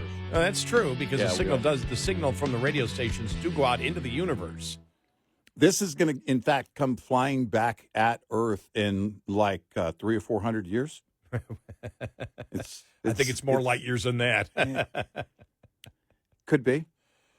Depends on if they figure out the whole time travel thing by then, which they probably will. And so it's going to be flying back. People going, what is this? This sounds like the best show to ever have aired. Why did it ever go away? And I think they're saying that in Vegas already, the aliens. Yeah, I got an alien in my backyard. Yeah, tell us something we don't know. What else you got? That's still the dumbest story ever. We believe the cloaking device used by the... I gotta go. It's a horrible cloaking device. I gotta go. Some guy on a computer basically found them out, was able to circumvent their cloaking device. So let's get this straight. They're not good drivers. And where did they go so quickly? If you're right there with them, I'd follow them to the spaceship. Well, they did that they did that in the original. What is it? The one with Gort? I can't think of it. Then Keanu Reeves was in the one that came out. The day the Earth stood still. The day the Earth stood still. Yeah. I mean, they followed They followed him back. I mean, it's the day John Wick stood still, which would be a much better movie. And still killed 100 people. And still killed 100 people in the first 5 minutes. That's that's the thing, is that we're told by one witness, when I got close to it, I froze. Yeah, but here in this video, all of you are walking right by it and nothing? Nothing? Yeah, it was. I mean, because it's right there. It was leering down at them. Yeah, and I like the new one that has the new version of it that has the alien head kind of drawn. You could tell it's supposed to be drawn. They outlined it. Here's the alien's head, and it looks just like the old alien photos you see, or the old alien drawings you see, pretty much everywhere. I didn't see. I'll have to see that one. I haven't seen that. And they one drew it in green, of course. It's like, come on, stop it. We believe. No, you don't. Well, what I've been watching from Vegas, this is why I love YouTube. I mean, I watch more YouTube stuff than anything else. Yeah, me too. Yeah. And the one I'm watching now, well, there's a few people that are going by, they're taking down the Tropicana. It closed. Right, yeah. And I think this is 2 months now, because I think it was the beginning of April where they closed it. Right. And, I've never been in the Tropicana. I've been in Vegas for, it was like 2 weeks about 20 years ago, but it was to work. I really didn't see anything. Yeah. Because I was working, even though I was staying downtown at one of the casinos. I did go through once and put $1 in one of the, what do you call it? The slot machines? Slot machines, yeah. Yeah. Back when they took quarters? Yeah, and that was it. Yeah. That was it. The one-arm bandit. That's what I was looking for. Oh, yeah. But the Tropicana, it closed, and I actually, I watched people that went to the last day of it. Then a guy who went to the party and then said, I wonder if I can get a room for the last night, and did. Oh. Got a room for the last night. Right. And then they immediately started, they're going to implode the big towers. Yeah. Yeah, the hotel part. But I'm watching them as they go up, and it's just going to be a steel frame, both those towers. I mean, everything. There's not going to be, any walls or anything. They're going up. They're just clearing everything off. And on one of the towers are up to, I don't know, maybe about 10, 11 floors. And they're just got machinery in that's just busting out the walls. Yeah. Mattresses are falling down. They're just clearing the thing out. Yeah. It's fascinating to watch that happen. Yeah. I just always... anytime, and it's funny because I don't know how many times Vegas has done that, taken down one of the old school places because they're going to put up something else there. And it's fascinating to me to watch it because I don't know how the Tropicana, quite frankly, lasted as long as it did. Well, I'm looking at it and the last 2 months. I mean, even though not most of it, but a significant portion is gone. Mm-hmm. And I looked at it and went, Vegas is the one place where it's like, they don't sit there. Well, historically, knock the thing down. It doesn't fit. Put something new in. And that's the whole thing. Is that not that the Tropicana was an awful place? It's just as fast as that place changes over.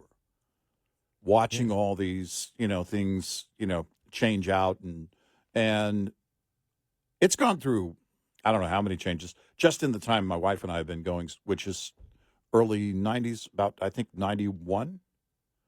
Off and on. The last time I went was 2015, so I haven't been in a long time. It's been a long time. And their Mirage is closing. Yeah. And to me, the Mirage... And becoming the Hard Rock Casino. Right, they're going to be a big guitar instead, but you look at it, and that looks quite modern still. I was going to say, the Mirage is not one of these, it's not one from way, way, way back. It's been around a while, but... It's not one. I mean, I would consider that. I sound like an old guy, but I would consider that one of the newer generation resorts. But yeah, it's been there for a while. I mean, it's one of those towns where the sensibilities change and based on the gaming and what's going on. The gaming has changed.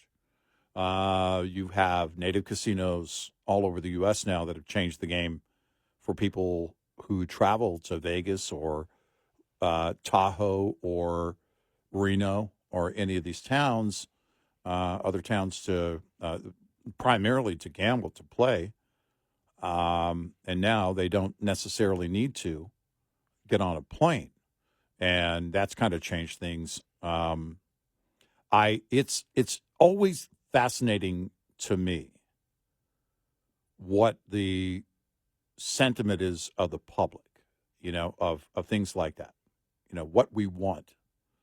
And if you think about, taking down a perfectly good building, to put up something else, I mean, that happens all the time. Whether it's Vegas or not, it happens all the time. I watched it happen in downtown Dallas. I remember walking across the last flat ground level parking lot in the downtown area near the American Airlines Center, right across the street from our flagship WBAP. No, okay, I know what you're talking about. Yeah. And I remember thinking, it was like I was starting a countdown clock. This is not going to last because they have to go vertical. You have to create. You got to put up a building, and because those large companies that have those apartment buildings and everything else, or commercial real estate, you got to take advantage of whatever space you have. And it wasn't long, and sure enough, boom. I've been here 24 years. Did you see the picture? It's been on social media of like Dallas in 2003, 2004, and compared to now downtown Dallas. Yep. And it shocked me. Yeah. Because, I drive by all the time, and I didn't notice. You look at it, and it looks like the downtown area, just with the buildings, looks like it's 30% larger. It's massive. It's massive. And it's so interesting how it closed in. And it seemed to happen fairly quickly. I would go down there on a regular basis, going down to our flagship station. And I wasn't down there every day, but I was down there regularly. And it just seemed like it was happening like every day. We saw that happen right outside our back door here. Oh, yeah, I know. It's like there was one apartment building, and then they had the second one, and then they had a couple of the model homes up for the single-family homes behind us. And, when you go toward the airport, and I remember going, oh, that's going to take a while to build. It seems like it was just boom. A few minutes later, and the entire place filled in, not just the single-family homes, but condos in every direction, and now apartment buildings and everything else. When we moved here 30 years ago, everything between here and the airport was a lot of open field. By the way, I'm surprised right now there's still some open field, any grass whatsoever left between here and the airport. And it's just amazing to watch that. A friend of mine from Boston, if you're on YouTube, Mike the Boston Trucker, you can follow him. He's a great guy, really great guy, has a great channel. But we were talking about this. I was dropping him off at the airport after Shell Super Rigs, and we were just talking about the development based on how many people are moving here.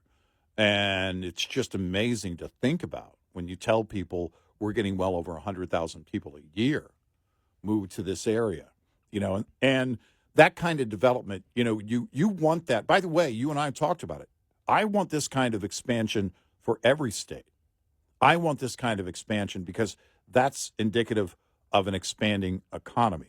That benefits all of us. I don't think you're going to have that because the population growth isn't going to be that great. You're having it here because people are moving from elsewhere. Yep. That's why. People are looking for... Well, that and government policy in other states is going to keep everything at bay. Right. California is not going to change. They're just not going to change. And they have all the resources, and they do have plenty of space to expand. But you touched on something the Wall Street Journal did a story on, I think about 2 weeks ago, and talked about it. Right now we're at a crisis level with a very low birth rate. And we're near the bottom. And the fact that we're right now not considering increasing immigration, and Trump talked about this, he promoted this as president. the day that what's his name was kicked out of the press room.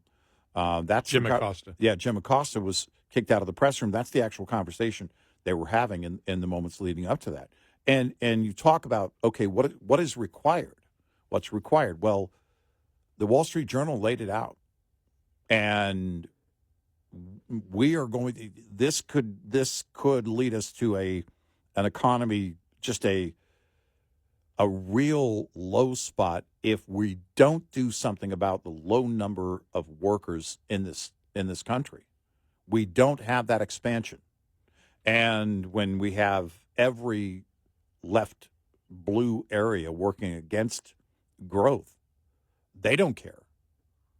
They really don't care. So you're likely not going to see that turn around for a while. New York, Illinois, California, they don't care. They don't care. Oh, this came across here just in the last half hour. We were talking about the congestion tax. Right. And how Governor Hochul came in and said which would tax cars and trucks coming into Manhattan, right, below 60th Street, I believe. Right. Yeah. And so, and by the way, we're in Texas, and we know that, just so people know. Yeah. And we had talked about it for years when they first were proposing this. And Governor Hochul came in and said, nope, it's going to hurt too many people. We can't do it. And then she was proposing a payroll tax on businesses. Business went crazy. And the payroll tax would have been just on New York City businesses. They're doing what I thought they would do. Right. Albany lawmakers are squaring up to approve a last-minute backroom measure to plug the financial hole in the capital plan created by Governor Hochul's decision to scrap the controversial congestion pricing toll earlier this week. State lawmakers in both the Assembly and the Senate told the Post they are considering a bill to give the MTA a glorified IOU, enough to cover the $1 billion of expected congestion pricing for each of the next 15 years. An IOU. So they're going to spread the cost all across New York State. An IOU. Oh, that's going to be that's going to be the top topic on a lot of local talk stations outside of New York tomorrow. There's already a fury. As I told you, there's a fury outside of New York. There has been since I was a talk show host there 30 years ago. And the legislature's done for the year after today. Yeah, so they got to get it done by, they're going to get done, they're supposed to get it done by today. Yeah. The spokesperson for the state Senate said the exact language of the bill is expected to be released Friday, with the vote expected sometime during the day. So they're basically, we're going to give you an IOU for 15 years, which means they expect New York City to pay them back $15 billion over the next 15 years. Yeah. Good luck with that. That's not going to happen. 866-90 Red Eye. Coming up, more with Gary McNamara and Eric Harley. It's Red Eye Radio.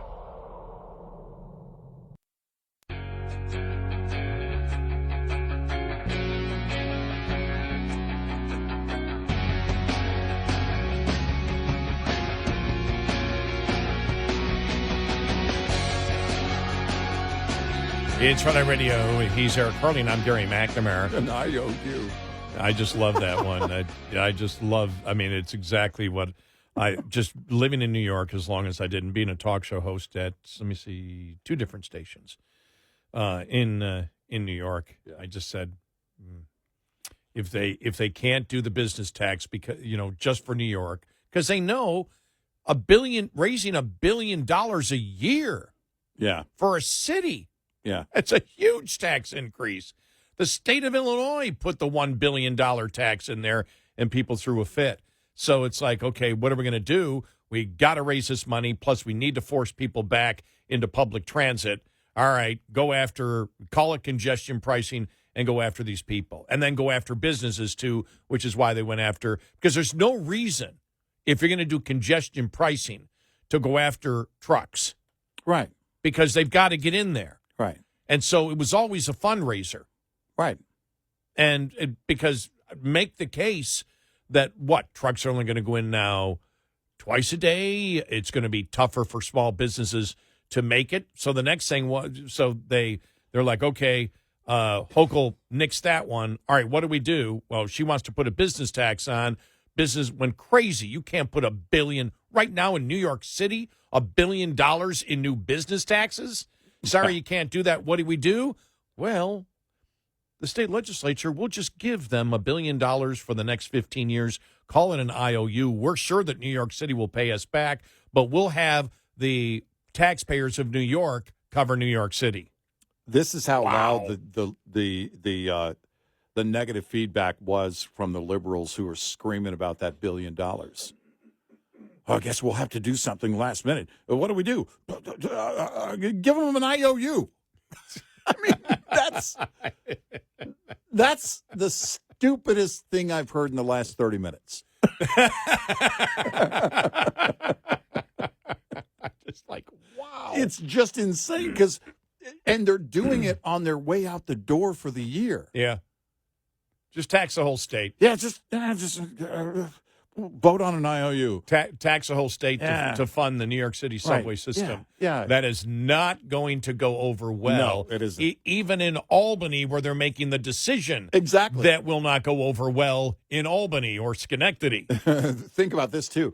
Because they go, then they go home to their constituents or whatever, and they're just like, what the hell? And then, their answer is, well, we fully expect them to repay this IOU. Yeah. You're not sure you do. Yeah, you're not. This is an IOU. They're going to pay us back. Yeah. It's not that. Yeah, you don't understand. You don't understand. It's like a loan. Is there any interest? No, there's no interest. Yeah, that's insane. Well, is New York State going to take out a bond issue? I don't know. They're going to take out a bond because it's got to be paid. This isn't the federal government. I don't know that they have the time to get a bond, an entire bond thing together. Then the taxpayer's going to pay it. Exactly. It has to be. I mean, the tax going to pay it if it's a bond, too. I mean, it doesn't matter. It's still going to pay that, but they're paying somehow. It's right. Then again, as Jim Clyburn said with the student loans to Neil Cavuto, when Neil Cavuto said, well, who's going to pay for it? Who's going to pay for it? Nobody's going to pay for it. Nobody pays. We just write it off. Yeah. What does that mean? I don't know. They do. They're the ones that are writing it off.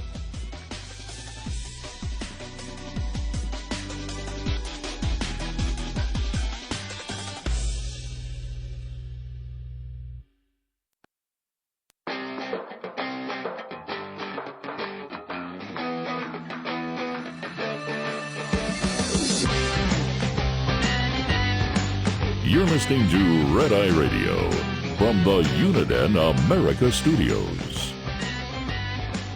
It's Red Eye Radio. He's Eric Harley, and I'm Gary McNamara. All right, I found more of the audio. Neil Cavuto posted it on his X site. This is him talking to Representative James Clyburn from South Carolina. Okay. Oh, my God. Yeah. I mean, this is seriously. Yeah. This is as bad as, and we had mentioned it earlier, the whole Seinfeld Write It Off episode. Yeah. And I think that's where Jerry had a broken stereo or something, and I forgot how he was going to, what kind of scheme Kramer came up with. And he said, well, somebody's got to pay for it. I think they were going to mail it somewhere and then say it was damaged in the mail or whatever it was. Yeah. And it was, and Kramer said, well, so they're not going to do it. Somebody's got to pay for it. He goes, no, they don't. They just write it off. What do you mean write it off? They just write it off. Well, what do you mean they just write it off? They just write it off. Do you even know what that means? Do you even know what writing off means? No. Do you? No. Well, they do. And they're the ones writing it off. Mm-hmm. And it was like, you could tell, completely clueless.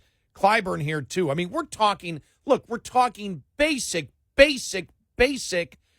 junior high school level economics here that people understand when you take out a loan. Yep. But listen to this back and forth between Cavuto and Clyburn because it's just, you just shake your head. Here we go. As they talk about, Clyburn talks about student loans and the great job the president has done with that. Here we go. Oh, Neil, I'm not trying to obfuscate at all. I'm laying out for you exactly what has happened. What has happened in the last 4 years on student debt, for instance. Joe Biden has eliminated, just in public service student loan debt alone, over $60 billion for people saddled with student loan debt. And who's paying for that, Congressman? It's all well and good, but who's paying for it? What do you mean who's paying for it? Who's paying for that? Who's paying for that debt relief? Who's doing it? Nobody is paying for that relief. This is interest. This is not the principal. The principal was paid back a long, long, long time ago. When you get someone that borrowed $60,000 and paid back $200,000 and still owed $119,000. No, I understand that, and Democrats have led this, and the president's led the charge to forgive student debt, to forgive some of it and all of that. But ultimately, it's piled on to our national debt, which is ballooned under this president. Just by the way, as it ballooned under the former president, I got you there. But that's not solving the problem, taking money and helping one group and then saddling everyone else with the bill because we're all paid for the debt. So how can you brag about that? What one group you're talking about? Anybody with student loan debt benefits from this program. And it is because you know what happened. A lot of people went to prison. We got rid of a whole finance group because of what they did to saddle students with debt. Who the hell went to prison for student loans? I can't recall one. He's lying. He's making it up.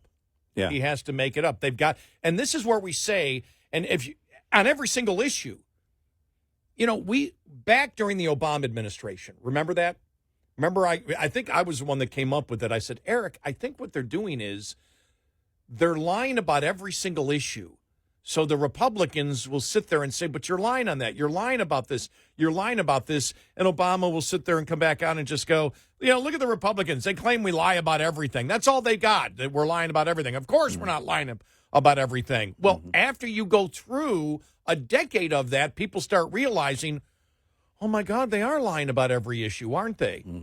And there, when Clyburn said nobody's going to pay for it because the principal has been paid and this is the interest, well, it doesn't matter. It's not like they just wipe off the interest and the interest disappears. The interest is put onto the national debt.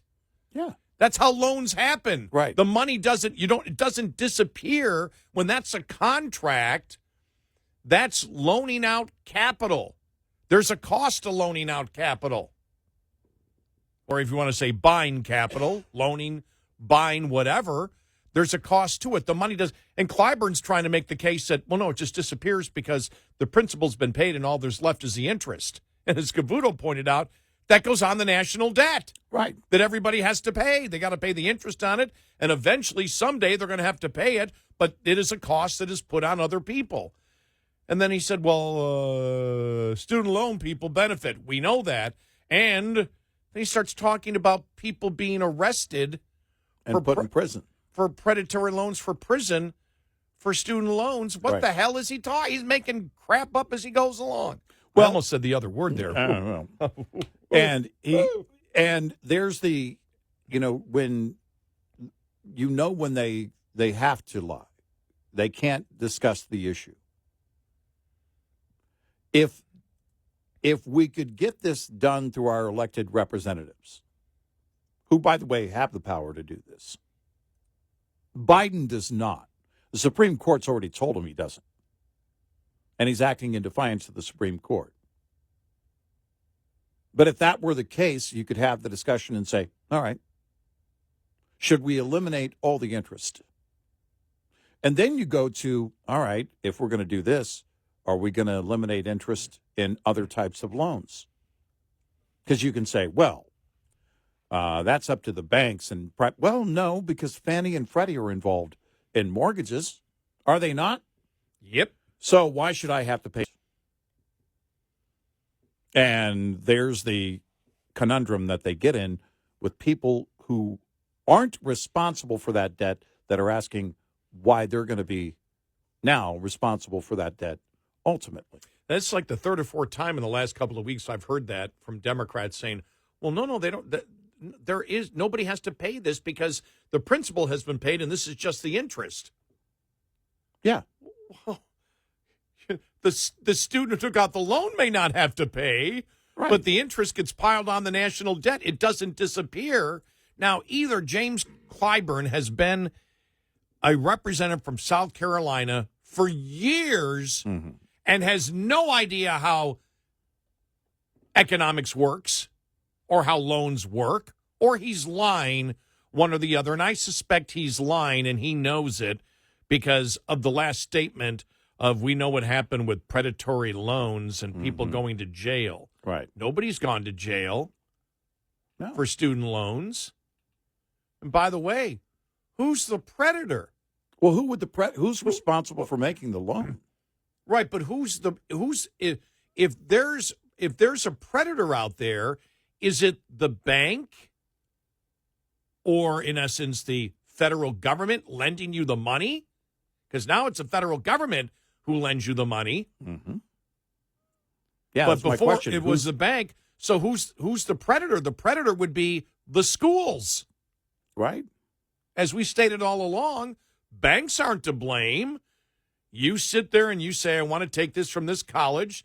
The bank, now the federal government says, okay, we'll give you the loan.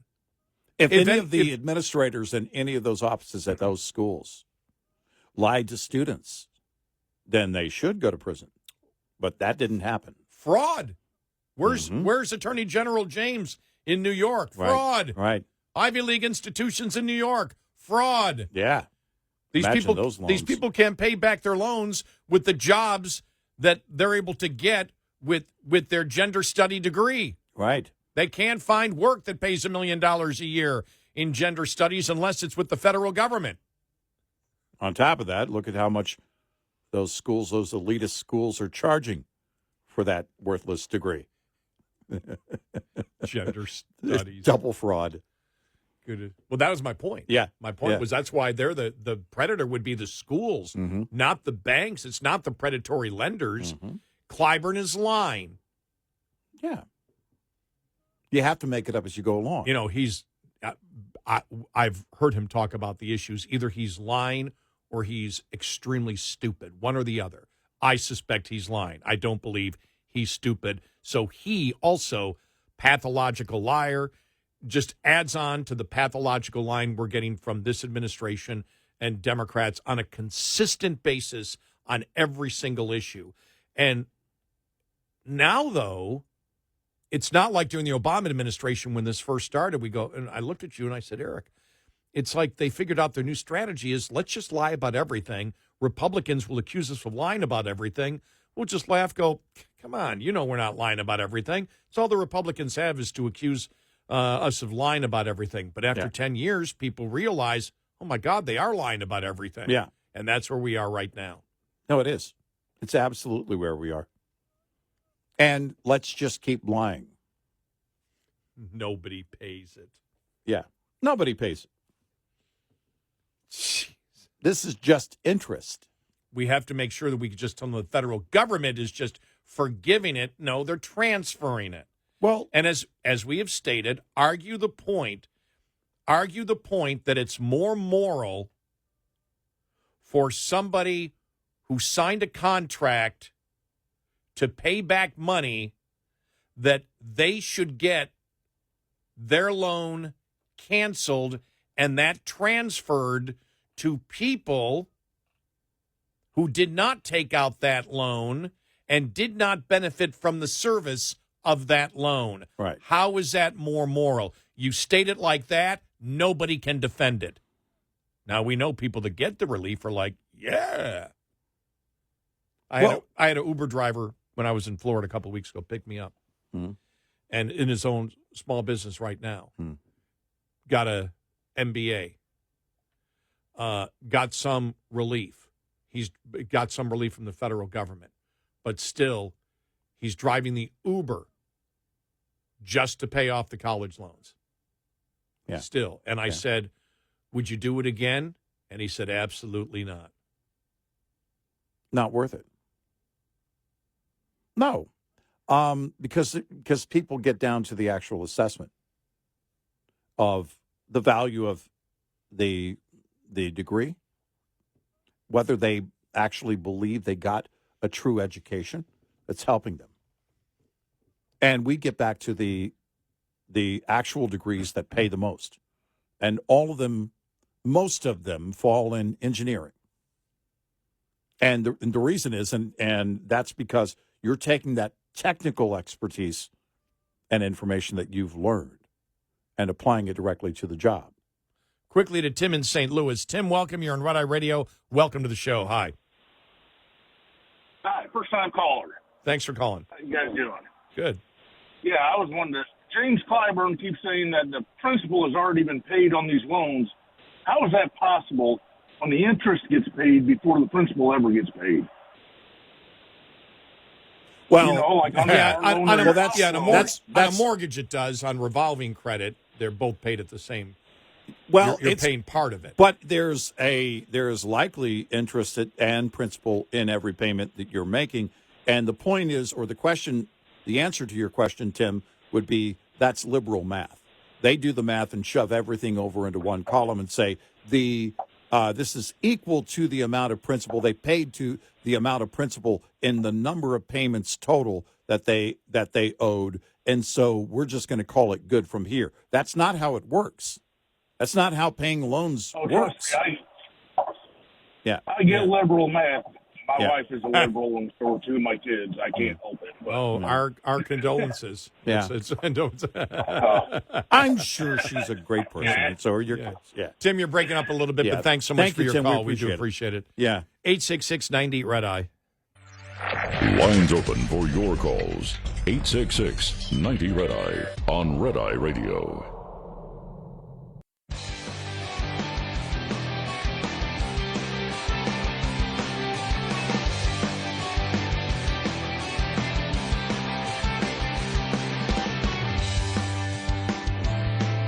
It's Red Eye Radio. I'm Gary McNamara. He's Eric Harley. Eric's been doing research over there.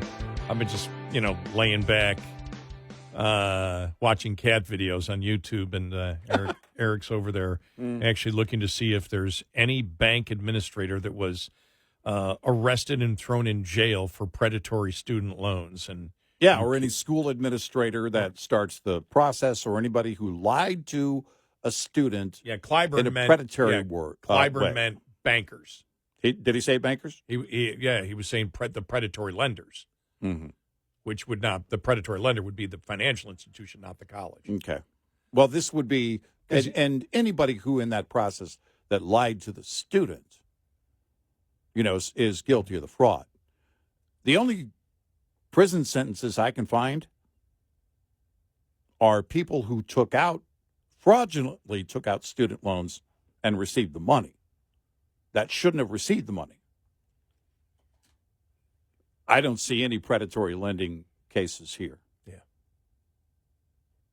You could tell he was, soon as you question them, basic little questions on statements they make, boom, the pathological line starts. Yeah. Just to get them out of the interview.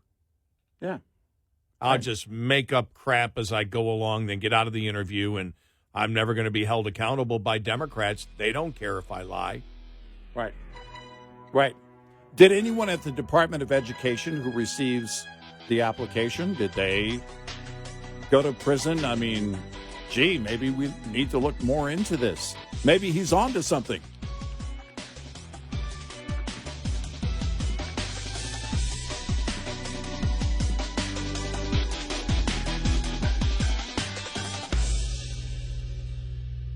This is Red Eye Radio on Westwood One.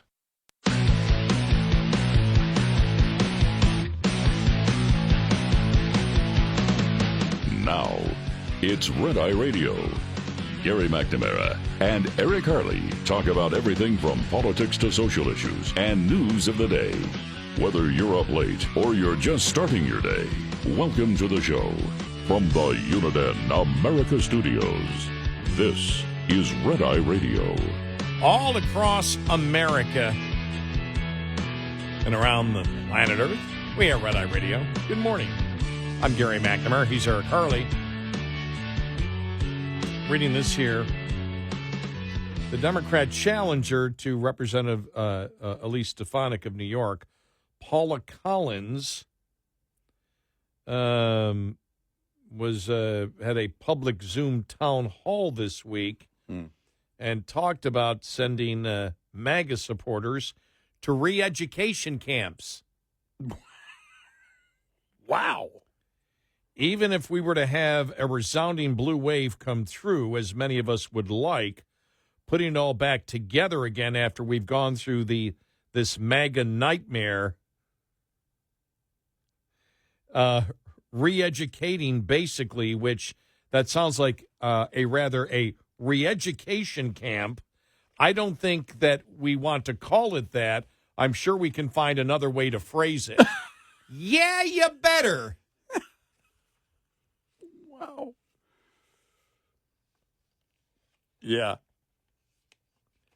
Wow. She said this out loud. Senior advisor to Elise Stefanik said, this radical New York City Democrat socialist who is literally renting a bed and breakfast room in New York 21 was caught on tape saying she wants to force Trump voters through re-education camps. Everyone knows she will be defeated by Elise Stefanik by historic margins. Collins later on attempted to clarify her comments. Oh, yeah? Okay. This is where it always gets fun. What I meant to say was, What I meant to say, even if MAGA were to be resoundingly defeated, what I meant to say, and it's being misquoted. Well, we read the quote. yeah. Even if MAGA were to be resoundingly defeated, we would need to engage in widespread civics education, which both red and blue voters acknowledge has been slipping in recent years. Yeah. So, yes, I know that as a far-left Democrat, you would want the teaching of the Constitution and the benefits of the First Amendment, freedom of religion, freedom of the press, freedom to assemble, freedom of speech. Yeah. The Second Amendment. Oh, sure. The right to keep and bear arms. Oh, yeah, without a doubt. A clear understanding, so we had no more activist liberal judges, of the separation of powers, and the role of each of those branches of government. We know that's what she was talking about. Clearly. Clearly. I don't know how people could misconstrue what she was saying. Yeah. Wow. Yeah. Oh, my God. Just the fact that they actually talk about it pretty openly. Well, you think about it, when especially in the last couple of months when the college protests started, and you would see it all the time from Democrats. Republicans are Nazis. We're pro-Hamas. Right. Huh? I'm a loyal Democrat. And I'm against these Nazis who call themselves Republicans. By the way, I agree with the terrorists, and I'm an anti-Semite, and I'm a Jew hater. Right. And I'll pretend that the genocide that happened to Jews in Israel did not happen and is no big deal. And the fact is, Israel is the one that is committing the genocide. Yes, we support Hamas and their mission to eliminate the Jews. Right. And anyone who disagrees is a Nazi. Is a Nazi. It's the same thing hearing it this week. I mean, there's laughter. It's like, we can't elect Donald Trump. He wants to put the political opposition in a sham trial and then put them in jail. Yes, he'll use his intel community and his Department of Justice to jail, to imprison his political opposition. Wow. It's like they're really wanting to admit, like they're wanting to confess. Right? They just want to say it. He's going to do that because it's what we did. Dang it. That's exactly where they are, because they fear it. They're really admitting that's what's going on here. Well, he's going to have revenge. How? He's going to use his intel community and Justice Department to imprison his political opposition. Hello? Oh, that's the revenge, huh? Yeah. What brought on that revenge? And they're basically admitting everything that's going on.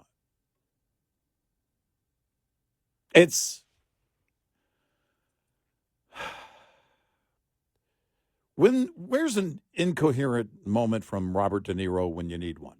You know, he's never gonna leave. He's never gonna leave. Car alarm in the background. You know, Piers Morgan had Dershowitz on again. Yeah. Talking about the Trump verdict. It's always worth listening to him because he breaks it down very, very simply again. And it's funny because even that, think about it. We're now 8 days past it. Mm-hmm. And the biggest story you see is Democrats still trying to figure out whether to use the fact that he's a convicted felon against him or not. Right. And you and I said from the very beginning when we saw that earlier this week, we went, wow. How lost are they? Well, how lost? Their biggest political pawn, they don't know if they can actually use it. Yeah, because they realize, and why would they do that? Because if you knew it was a solid conviction, why would you even be having that discussion? Right. Wasn't that the whole point? Yeah, the whole point was, we're going to call him a convicted felon because he is, and it means he broke. They can't do it because what they're missing is what the Democrats are trying to convince the public of is that the judicial system is always right. Mm-hmm. Even Democrats don't buy that. Their whole thing of letting prisoners go, their whole thing of not charging people, of having no bail, of prosecutors not charging and letting people go is that they don't trust the justice system. Yeah.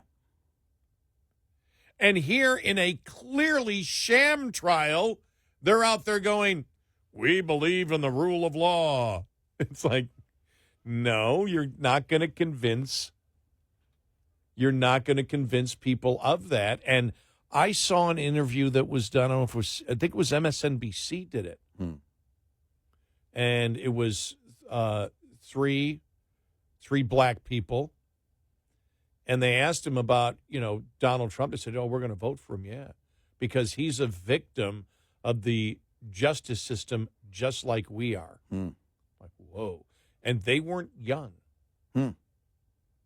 Probably in their 50s. Yeah. The justice system has screwed us in the past. Now it's screwing him. We relate to it. And so that's the problem that they have. But here's Dershowitz again going through it with Piers Morgan. I think it was, this is here in the last 2 days. I'm not sure exactly when it was. Let me start with you. From a pure legal perspective, how sound was this verdict? From 1 to 10, it was a below 20. It's the worst legal verdict I've seen in 60 years of practicing, writing, litigating cases. It's now days since the verdict. I still don't know what he was convicted of. Was he convicted of intent to cheat on his taxes 2 years later, although he didn't take it as a deduction? Was he convicted of defrauding voters who obviously knew that he was a sexual scoundrel? Was he convicted of seeking to make an illegal campaign contribution, although the contribution didn't have to be listed until after the election? I have never seen a case where even after the verdict came down, we don't know what he was convicted of. No one in history has ever been convicted of failing to disclose hush money payment paid to somebody. Why would anybody pay hush money if they had to disclose it? This is a case where the prosecutor simply decided to get Trump. I'm not a Trump supporter. I voted against him. I'm a liberal Democrat, but I care more about the weaponization and distortion of the criminal justice system. There you go. And it's funny because you and I, when we in the trial, and the tough thing is when it's not televised, is even the media doesn't cover portions of it. And when you and I said, what tax law did he violate? Right. And apparently the tax law was in there because he didn't take the deduction for the $130,000. And so he paid more money in taxes than if he would have taken the deduction. Which is not tax fraud. which is not tax fraud. It's not. You're not required to take I still don't understand. I don't understand that. Well, I don't understand any of the crimes, and nobody can explain it.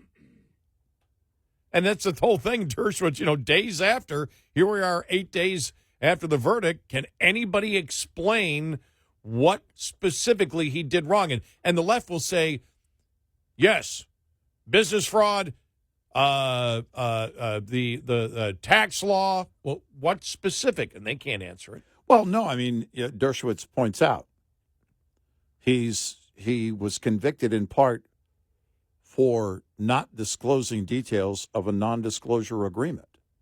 Right. That you don't have to disclose. So anybody with a non-disclosure agreement, even outside politics, good luck. Because somehow it's going to benefit you. You signed a non-disclosure agreement. You believe it's going to benefit you somehow. Well, you didn't disclose that. Well, again, just like with the civil case with Letitia James, this entire thing, all of it, is bogus. The thing with the guilty verdict coming down last Thursday is it put a cap on everything. It also put everything in line. If they come back hung jury or something else, then maybe it wouldn't have brought everything in line. Everything the Democrats have thrown at Donald Trump came into line, and I think became clear, especially to people who weren't paying as close attention as we are. They looked at that and said, no.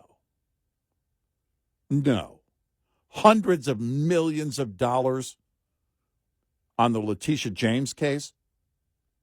That's never been the case for any civil fine.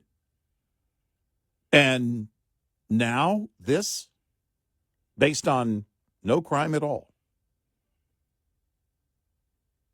The IRS goes through his taxes every single year.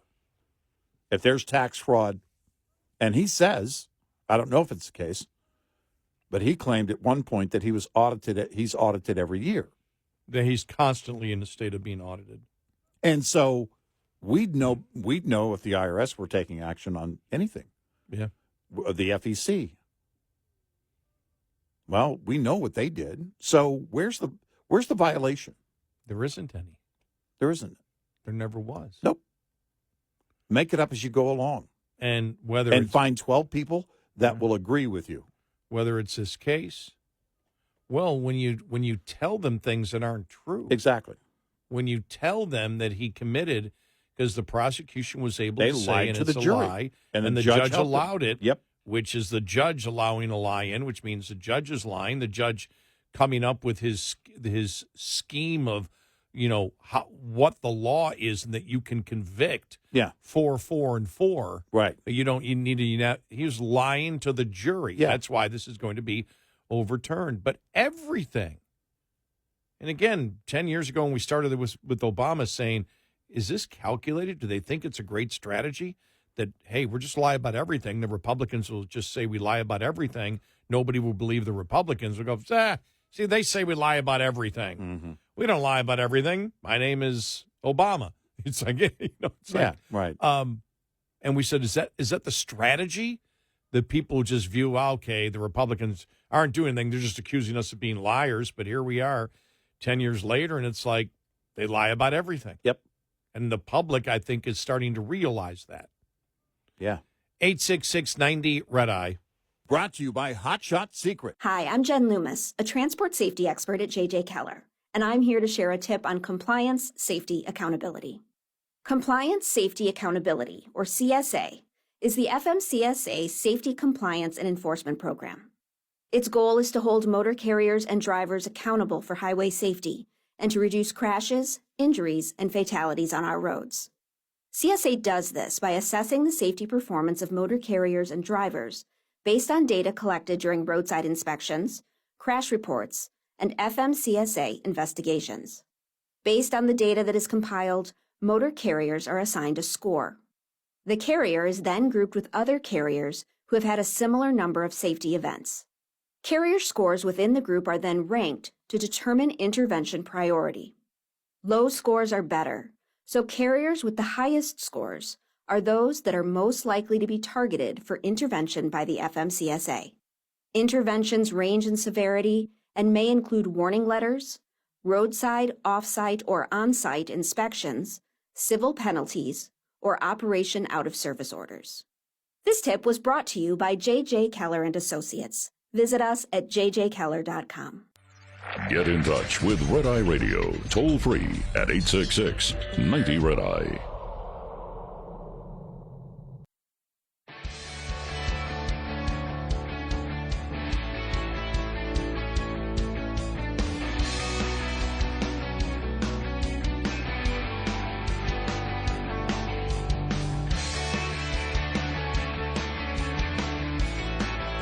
It's Red Eye Radio. He's Eric Harley, and I'm Gary McNamara.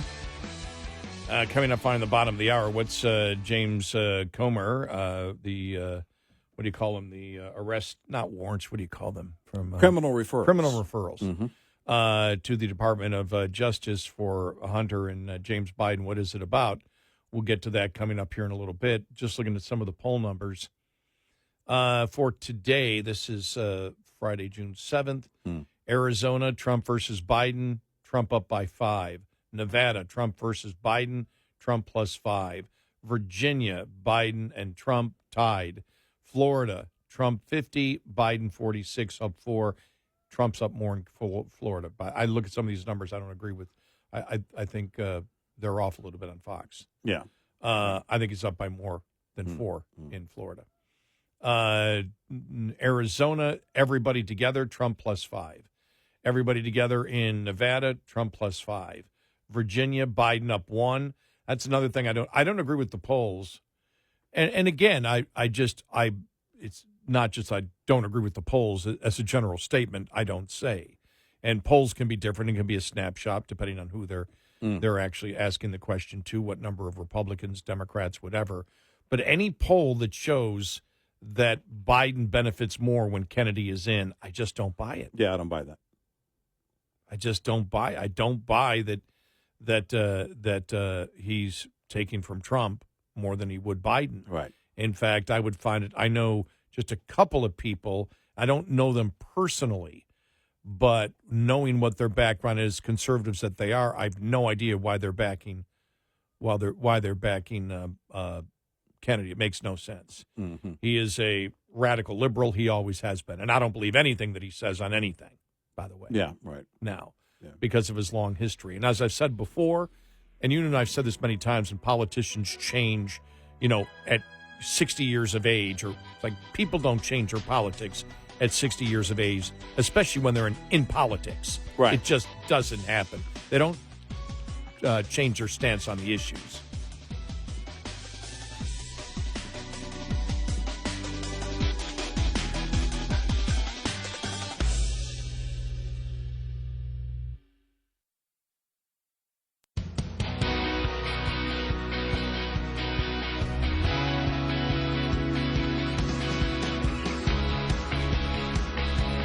Observing and analyzing the insanity. Eric Harley and Gary McNamara. Nightly on Red Eye Radio. And he is Eric Harley, and I'm Gary McNamara. Welcome and good morning. Thank you so much for being here. Download our app today and listen when and where you choose. Our Red Eye Radio app, an exclusive presentation of Red Eye Radio. I'll just let you know that when I looked at Florida and it shows Trump up by, 4? If you include all the candidates, he's up by 7. Yeah. And again, you and I don't really like the head-to-head because that isn't really reality right now. Here's just all the polling still favors in all of the battleground states right now, Trump. Interesting things, though. This is why I look at the polls and say if the polls are accurate now are an accurate snapshot of right now, what will it be in October? And I say this, for example, I look at, this would be, let me find it here, North Carolina, okay? Okay. Where Trump is up by 5 in North Carolina. This is in the East Carolina University poll. Now, he's been up as high as, 8 points, 9 points in North Carolina? So, yeah. But yeah. this particular poll shows Trump up by 5. Right. The same poll shows Stein beating Robinson for the governorship by 1. So the Democrats up by 1. You're telling me there's 6% of people out there in the electorate who will vote for Trump and vote for a Democrat? That there are Democrats that will vote for a Democrat for a Senate seat or a governor's seat, yet will vote for Trump? Yeah, I don't buy that. Well, if that's true, because you can look at, for example, let me get it here, Michigan. Trump is up by 1 over Biden if you include everyone. The Democrats up in the Senate race by 3. So that's another 4. You constantly see Trump is outperforming Republicans in different states. It's not the first time, even senators, which means across the state in all the polls, it shows that there is a significant percentage that could cause you to lose an election in the presidential race that's voting for Democrats and not Republicans in that state, yet voting for Trump. Looking at how Democrats and even independents view from Trump, the fact, if it's true, that there are Democrats that will vote Democrat in the state but vote for Trump, there may be some huge problems. Yeah. If that's what's happening right now. Now, they may change their mind by the time you get to October. But to me, I find that very, very interesting. Arizona doesn't look good in a Senate race for the GOP. So there's one that's kind of a standout to me, and we'll see where it goes. If he doesn't carry the down ballot, that will be very interesting, especially if he wins easily in those states. If he wins easily but doesn't carry the party. Now, again, Arizona may not happen in the Senate seat, in the Senate race. But it will be absolutely a strong indicator that something is wrong. Well, you have it when you look, for example, and I shouldn't compare polls, but just for the sake of discussion, in the one poll, Trump's up by 5, Lake's down by 5. That means 10%. That's a 10-point swing. That's 10% of the people that are voting will vote for a guy who is pro-open borders in Gallego, but then vote for Trump. Yeah. How does that make any sense? Well, and in the likely voter, CBS News likely voter poll, May 10th through May 16th, Gallego plus 13. Yeah.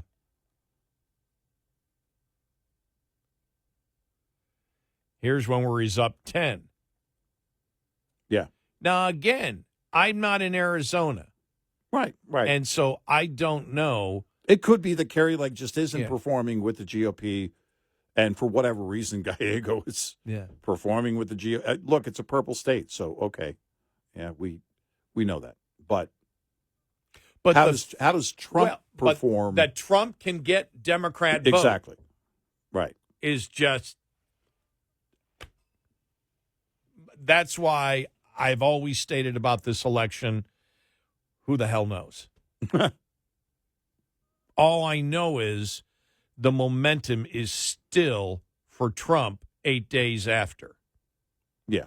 And I had said on that day, I said, well, the polls I've always said this, so the polls really aren't going to be, as accurate as they should be till you get to August, probably September, when everybody's doing likely voter polls. I think you'll have a better indication what's going on. But definitely, if you look at all the polls in the totality, which would be, I'm a little bit redundant there, from the last 8 days, think about it. Yeah. A court in the United States convicts an ex-president of how many felonies is 34? 34. 34 felonies, nothing. In fact, he may have picked up a point or two in momentum. Yeah. Right. Folks, we are in uncharted territory. But if you look, the latest one, Fox News poll, Arizona, Trump 51, Biden 46, Nevada, Trump 50, Biden 45, Florida, Trump 50, Biden 46. Virginia tied at 48. Now, those are all head-to-head, and again, but he's still in the lead in all those states if you add the rest of the candidates. And I'm sorry, maybe it'll be the case, but I just can't see where you add Robert Kennedy Jr., and he takes more from Trump than he does Biden. I just don't buy it. Yeah, I don't buy that. Doesn't make any sense. There may be a few spots where the never Trumpers drive that, and they're also never Bidens, but that's not. I don't think that's going to be the norm. I think that's the exception to the rule. Look at his VP pick. Democrats were chaotic when he announced his VP pick. And we said, well, of course. She's far left, and he's also far left. You know, I get the whole none of the above vote for Kennedy. But you're voting for a liberal. It's, you know, you're probably better off, I don't know, staying at home because you're supporting liberals. That's the message you're sending, ultimately. You're not supporting anybody who's a conservative. And if you just decided you're going to, well, I don't like the two main, and okay, that's fine. What is it you want? What is it you want out of a candidate? What is it that you want out of a president? And you never hear that. You just hear the none of the above populist stuff. And that's also a liberal mindset. Let's go to Chris in Connecticut so I can clarify what we said in case people misunderstood it. Chris, you're on Red Eye Radio. Welcome to the show. Hi. Hey, how you doing, guys? Very good. See you every morning. Long-time listener, first-time caller. Thanks. Yeah, I was saying when they asked me, I told them, I said, you know, you said at 60, changing his politics. Trump did the same thing, right? I mean, Trump was a Democrat. Not on the issues. Converted over to Republican. Not on the issues. They may have changed parties, but not on the issues. Trump has held the same opinion on all major issues since he was on Oprah. Oh, for decades. For decades. Yeah. And so that's what we're stating. We're stating that I don't trust Robert Kennedy Jr. when he said he's changed on the issues. Politics is different, your political party, from the issues. Yes, at a time Trump was a Democrat, but he's always held the same opinion on the border. He's always held the same opinion, even though he did go a little, when he got into the presidency, he did get a little wishy-washy, and I'm glad he did by bringing in Larry Kudlow as one of his economists, but he's always been much more of a protectionist and a tariff person as he's going back to now. And on all the other issues, you know, he's the one that brought up, though, in his book, and he corrected it afterwards that he realized it couldn't be done.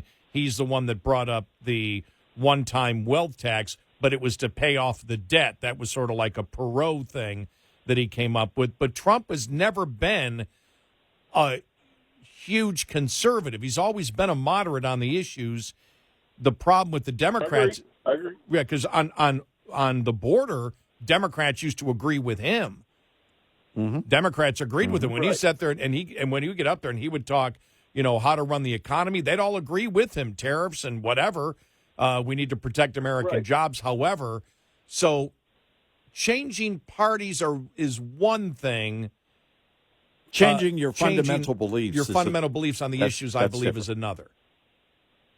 I would agree with you on that. And I think one of the problems is that people have with both candidates is people are not happy with Biden. I can tell you from my standpoint, from the people that I work with, and a lot of people like Trump, but they don't like his mouth. They're tired of the woe is me. And that's the problem, is nothing's ever his fault. And then people are tired of it. That's why people are looking for a different avenue. And I'm telling you the truth because I talk to a lot of people. Well, I'd say all the things the Democrats have thrown at him are not his fault. There's in fact, a very good reason for him to be complaining about all the things they've done to him. He has every reason to be doing that. In fact, I'd say he's showing restraint compared to what I'd be doing. Chris, I'm not saying that I'm not saying you don't have a point because Trump's biggest problems have always been his words, not his actual beliefs. The beliefs that he has, the majority of Americans agree with. But I think that what he has gone through, especially over the last 6 months with the lawfare going at him, I think his mouth or the woe is me, and we talked about this earlier, the woe is me actually has some legitimacy now, which is why you're seeing so much support and the fundraising. And as we said earlier in the show, the last month, I believe he is, and I've been very critical of him in the past campaigning, like, does he actually want to win? He's talking about the issues, and when he brings up the lawfare, that is sort of right now superseding all the other issues out there, because that's an issue. Does the basic institutions of the government, are they about a constitutional republic, or are we moving into a banana republic? That has resonated with a significant portion of people. And when I just mentioned, Eric, you might have been listening, I was watching MSNBC interview with three black middle-aged voters who said they're all voting for Trump. And they said, why? And he said, because he's a victim of the system just like we have been many times. And I went, whoa. So I'm not saying you don't have a point that people weren't upset about, Trump, and that at times he would say, I all the time, or woe is me. But I think that's all been wiped away. I really do. Okay. Yeah. Well, that's just my point, gentlemen. I appreciate you guys. I listen to you every morning, and thanks. You guys have a great day. Okay. Excellent. Thanks, you Chris. too, Chris. Thank you. We appreciate it. No, that's and that has been the case. It's kind of what we've covered this morning. A lot of that has gone away, and we believe, in fact, there's reason to believe that Trump has realized that too, that his tone has changed, especially over the last month and a half. Probably because he realizes, you know what, this isn't and shouldn't be about me. From now on, it's going to require this big group effort if we're going to change things. Well, I also think he understands that he needs to be elected president. Yep. And to win, you got to have everybody on board. 866-90-RED-EYE. We'll be right back with more Red Eye Radio with Eric Harley and Gary McNamara.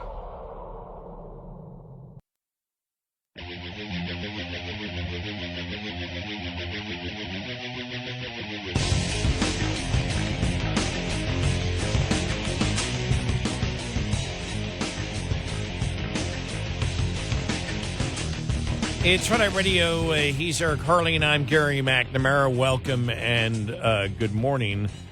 Coming up following the top of the hour, we'll hear from James Comer. What exactly does he believe he has? I know the Democrats were out yesterday saying this is all you have with the impeachment trial. You notice nobody's paying attention to that, though. Yeah. As we always said, if you listen to the show for any length of time, we said Republicans are not going to attempt to impeach Biden with the impeachment inquiry. Right. We said that from the very beginning. We'll cover that and more coming up.